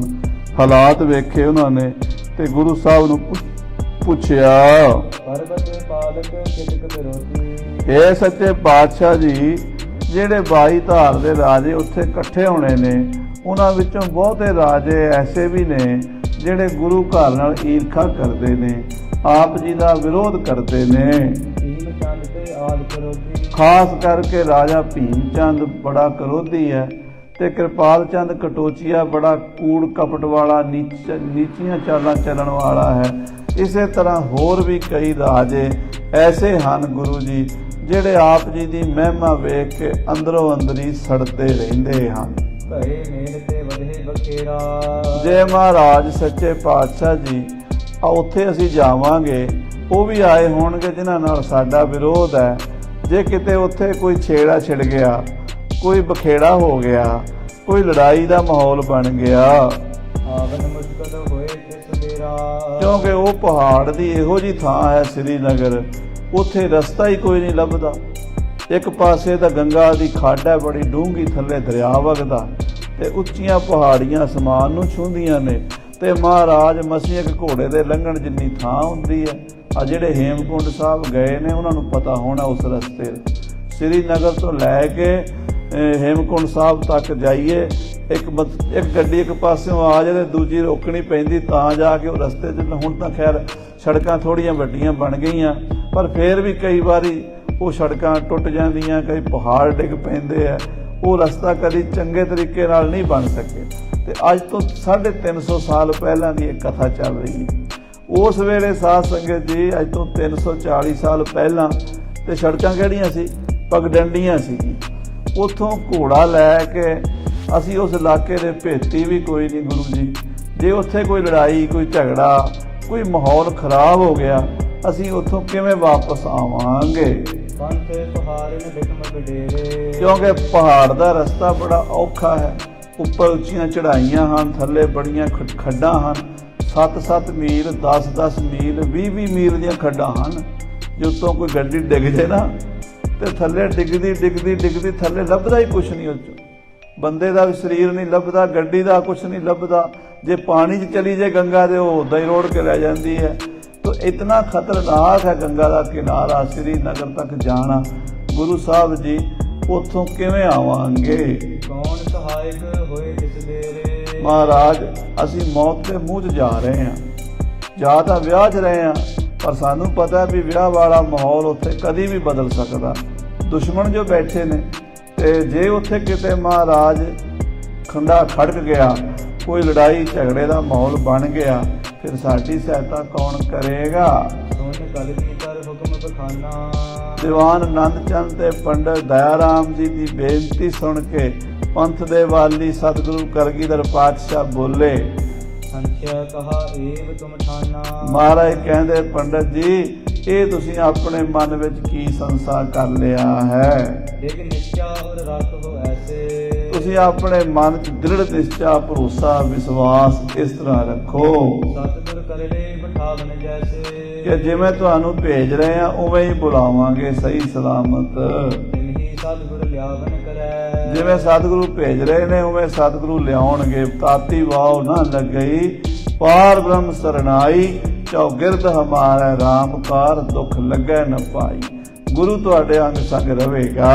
ਆਪਣੇ ਜਾਨ ਹੈ ਰੱਖਿਆ ਕਰੈ। ਆਪਣੇ ਜਾਣ ਕੇ, ਆਪਣੇ ਸੇਵਕ ਜਾਣ ਕੇ ਰੱਖਿਆ ਕਰਨਗੇ ਗੁਰੂ ਨਾਨਕ ਦੇਵ ਜੀ। ਜੋ ਸਿੱਖ ਮੇਰੋ ਗਹਿ ਅਲੰਬ। ਸਤਿਗੁਰੂ ਕਹਿੰਦੇ, ਜਿਹੜਾ ਸਿੱਖ ਮੇਰਾ ਆਸਰਾ ਲੈ ਲੈਂਦਾ, ਜਿਹੜਾ ਮੇਰੇ ਤੇ ਭਰੋਸਾ ਕਰ ਲੈਂਦਾ ਹੈ, ਬਰੈ ਮਿਟਾਵਨ ਬਿਗਨ ਕਦੰਬ। ਅਸੀਂ ਉਹਦੇ ਸਾਰੇ ਵਿਘਨ ਦੂਰ ਕਰ ਦਿੰਦੇ ਹਾਂ। ਵਿਘਨ ਨਾ ਕੋ ਲਾਗਤਾ, ਗੁਰ ਪੈ ਅਰਦਾਸ, ਰਖਵਾਲਾ ਗੋਬਿੰਦ ਰਾਏ, ਭਗਤਨ ਕੀ ਰਾਸ। ਜੇ ਰਾਖੇ ਨਿਤ ਮੋਰ ਭਰੋਸਾ। ਜਿਹੜੇ ਮੇਰੇ ਤੇ ਭਰੋਸਾ ਰੱਖਦੇ ਨੇ ਜਿਨਕੇ ਨਿਕਟ ਨਾ ਪਹੁੰਚੈ ਦੋਸ਼ਾ। ਉਹਨਾਂ ਨੂੰ ਕੋਈ ਦੋਸ਼ ਨਹੀਂ ਲੱਗਦਾ। ਅੰਗ ਸੰਗ ਗੁਰ ਬਨਹਿ ਸਹਾਈ। ਗੁਰੂ ਉਹਦੀ ਅੰਗ ਸੰਗ ਹੋ ਕੇ ਸਹਾਇਤਾ ਕਰਦੇ ਨੇ। ਤਾਤੀ ਵਾਹ ਨਾ ਲਾਗਣ ਪਾਈ। ਤੱਤੀ ਵਾਰ ਨਹੀਂ ਲੱਗਦੀ ਉਸ ਸਿੱਖ ਨੂੰ ਜਿਹੜਾ ਗੁਰੂ ਸਹਾਈ ਹੁੰਦਾ ਹੈ। ਜੇ ਨਹਿ ਸਿਮਰਹਿ ਮੋਹ ਕੋ ਕਰੇ। ਜਿਹੜੇ ਗੁਰੂ ਨੂੰ ਯਾਦ ਹੀ ਨਹੀਂ ਕਰਦੇ, ਗੁਰੂ ਨੂੰ ਸਿਮਰਦੇ ਹੀ ਨਹੀਂ, ਗੁਰੂ ਦਾ ਭਰੋਸਾ ਹੀ ਨਹੀਂ ਰੱਖਦੇ, ਗੁਰੂ ਤੇ ਭਰੋਸਾ ਨਹੀਂ ਕਰਦੇ, ਨਿਜ ਬਲ ਪਰ ਵਿਸਵਾਸੀ ਰਵੇ। ਆਪਣੇ ਬਲ ਤੇ ਮਾਣ ਕਰਦੇ, ਅਸੀਂ ਆਪੇ ਕਰ ਲਾਂਗੇ। ਕਹਿੰਦੇ ਗੁਰੂ ਦੀ ਕੀ ਲੋੜ ਹੈ, ਇਹ ਤੇ ਕੰਮ ਅਸੀਂ ਆਪੇ ਕਰ ਲਵਾਂਗੇ। ਨਹਿ ਨਿਤ ਕੋ ਮੈਂ ਬਨਹੁ ਸਹਾਈ। ਉਹਨਾਂ ਦਾ ਮੈਂ ਕਦੀ ਸਹਾਈ ਨਹੀਂ ਬਣਦਾ। ਮੈਂ ਤਿੰਨ ਕੋ ਮੈਂ ਬਣੋ ਸਹਾਈ। ਮੈਂ ਉਹਨਾਂ ਦੀ ਸਹਾਇਤਾ ਕੀ ਕਰਨੀ, ਉਹ ਆਪਣੀ ਜ਼ਿੰਮੇਵਾਰੀ ਤੇ ਕਰਦੇ ਕਰੀ ਜਾਣ। ਜਿਹੜਾ ਗੁਰੂ ਦੀ ਜ਼ਿੰਮੇਵਾਰੀ ਤੇ ਕੰਮ ਕਰੇ, ਗੁਰੂ ਦੇ ਭਰੋਸੇ ਤੇ, ਫਿਰ ਗੁਰੂ ਉਹਦੀ ਪਿੱਠ ਨਹੀਂ ਲੱਗਣ ਦਿੰਦਾ। ਗੁਰ ਸੰਗੀ ਹੋਏ ਜੇ ਸਰਨਾਈ। ਜਿਹੜੇ ਗੁਰੂ ਦੀ ਸ਼ਰਨ ਪੈਂਦੇ ਆ, ਗੁਰੂ ਨੂੰ ਆਪਣਾ ਸੰਗੀ ਸਾਥੀ ਬਣਾਉਂਦੇ ਆ। ਜਾਤੇ ਸਦਾ ਰਾਖ ਵਿਸ਼ਵਾਸ ਰੇ। ਇਸ ਕਰਕੇ ਪੰਡਿਤ ਦਇਆ ਰਾਮ ਜੀ, ਦੀਵਾਨ ਨੰਦ ਚੰਦ ਜੀ, ਤੁਸੀਂ ਭਰੋਸਾ ਰੱਖਣਾ ਪ੍ਰਭ ਹੋਏ ਸਦਾ ਦਾਸ ਕੇ ਪਾਸ ਰੇ। ਕਿ ਸੇਵਕ ਦੇ ਸਦਾ ਹੀ ਸਹਾਈ ਹੁੰਦਾ ਹੈ ਗੁਰੂ। ਸੁਨ ਡੁਨ ਹੋ ਕੋ ਤੀਰਜ ਆਇਓ। ਇਹ ਸੁਣ ਕੇ ਦੋਵਾਂ ਨੂੰ ਬੜਾ ਹੌਸਲਾ ਮਿਲਿਆ, ਬੜਾ ਧੀਰਜ ਆਇਆ। ਲੜ ਨਿਸ਼ਚਾ ਤਬ ਸੀਸ ਨਿਵਾਇਓ। ਨਿਸ਼ਚੇ ਨਾਲ ਦੋਵਾਂ ਨੇ ਮਹਾਰਾਜ ਦੇ ਚਰਨਾਂ 'ਚ ਮੱਥਾ ਟੇਕਿਆ ਸਕਲ ਵਸਤ ਦੀ ਪਿਆਰੀ ਥਾਨ। ਔਰ ਸਭ ਚੀਜ਼ਾਂ ਤਿਆਰ ਕੀਤੀਆਂ। ਗੁਰ ਆਗਿਆ ਤੇ ਚਹਿਤ ਧਿਆਨ। ਗੁਰੂ ਸਾਹਿਬ ਦੀ ਆਗਿਆ ਲੈ ਕੇ ਪੌਂਟਾ ਸਾਹਿਬ ਤੋਂ ਇਹ ਚੱਲਣ ਲੱਗੇ ਆ ਸਾਧ ਸੰਗਤ ਜੀ। ਤੇ ਇਹ ਪੌਂਟਾ ਸਾਹਿਬ ਤੋਂ ਚੱਲ ਕੇ ਇਹ ਬੜਾ ਲੰਮਾ ਪਹਾੜ ਦਾ ਪੈਂਡਾ ਤੈਅ ਕਰਕੇ ਹੇਮਕੁੰਟ ਸਾਹਿਬ ਤੋਂ ਅੱਧ ਵਿੱਚ ਸਮਝੋ ਉਹ ਸ੍ਰੀਨਗਰ ਪੈਂਦਾ। ਮੇਰਾ ਖਿਆਲ ਹੈ ਵੀ ਪੌਂਟਾ ਸਾਹਿਬ ਤੋਂ 200-250 ਕਿਲੋਮੀਟਰ ਦਾ ਘੱਟੋ ਘੱਟ ਇਹ ਸਫ਼ਰ ਪੈ ਜਾਂਦਾ ਹੈ ਪਹਾੜਾਂ ਦੇ ਵਿੱਚ। ਉੱਥੇ ਤੱਕ ਪਹੁੰਚਦੇ ਹਾਂ। ਪਹਾੜੀ ਇਲਾਕੇ ਦਾ ਸਫ਼ਰ ਸੀ। ਦੀਵਾਨ ਨੰਦ ਚੰਦ ਪੰਡਿਤ ਦਇਆ ਰਾਮ ਜੀ 1.25 ਲੱਖ ਦਾ ਤੰਬੋਲ ਲੈ ਕੇ 500 ਯੋਧਿਆਂ ਦੀ ਫੌਜ ਲੈ ਕੇ ਸ੍ਰੀਨਗਰ ਗੜਵਾਲ ਟੀਰੀ ਉੱਤੇ ਪਹੁੰਚਣਗੇ। ਉੱਥੇ ਕੀ ਕੁਝ ਵਾਪਰਿਆ ਉਹ ਕਥਾ ਆਪ ਅੱਗੇ ਸਰਵਣ ਕਰੋਗੇ।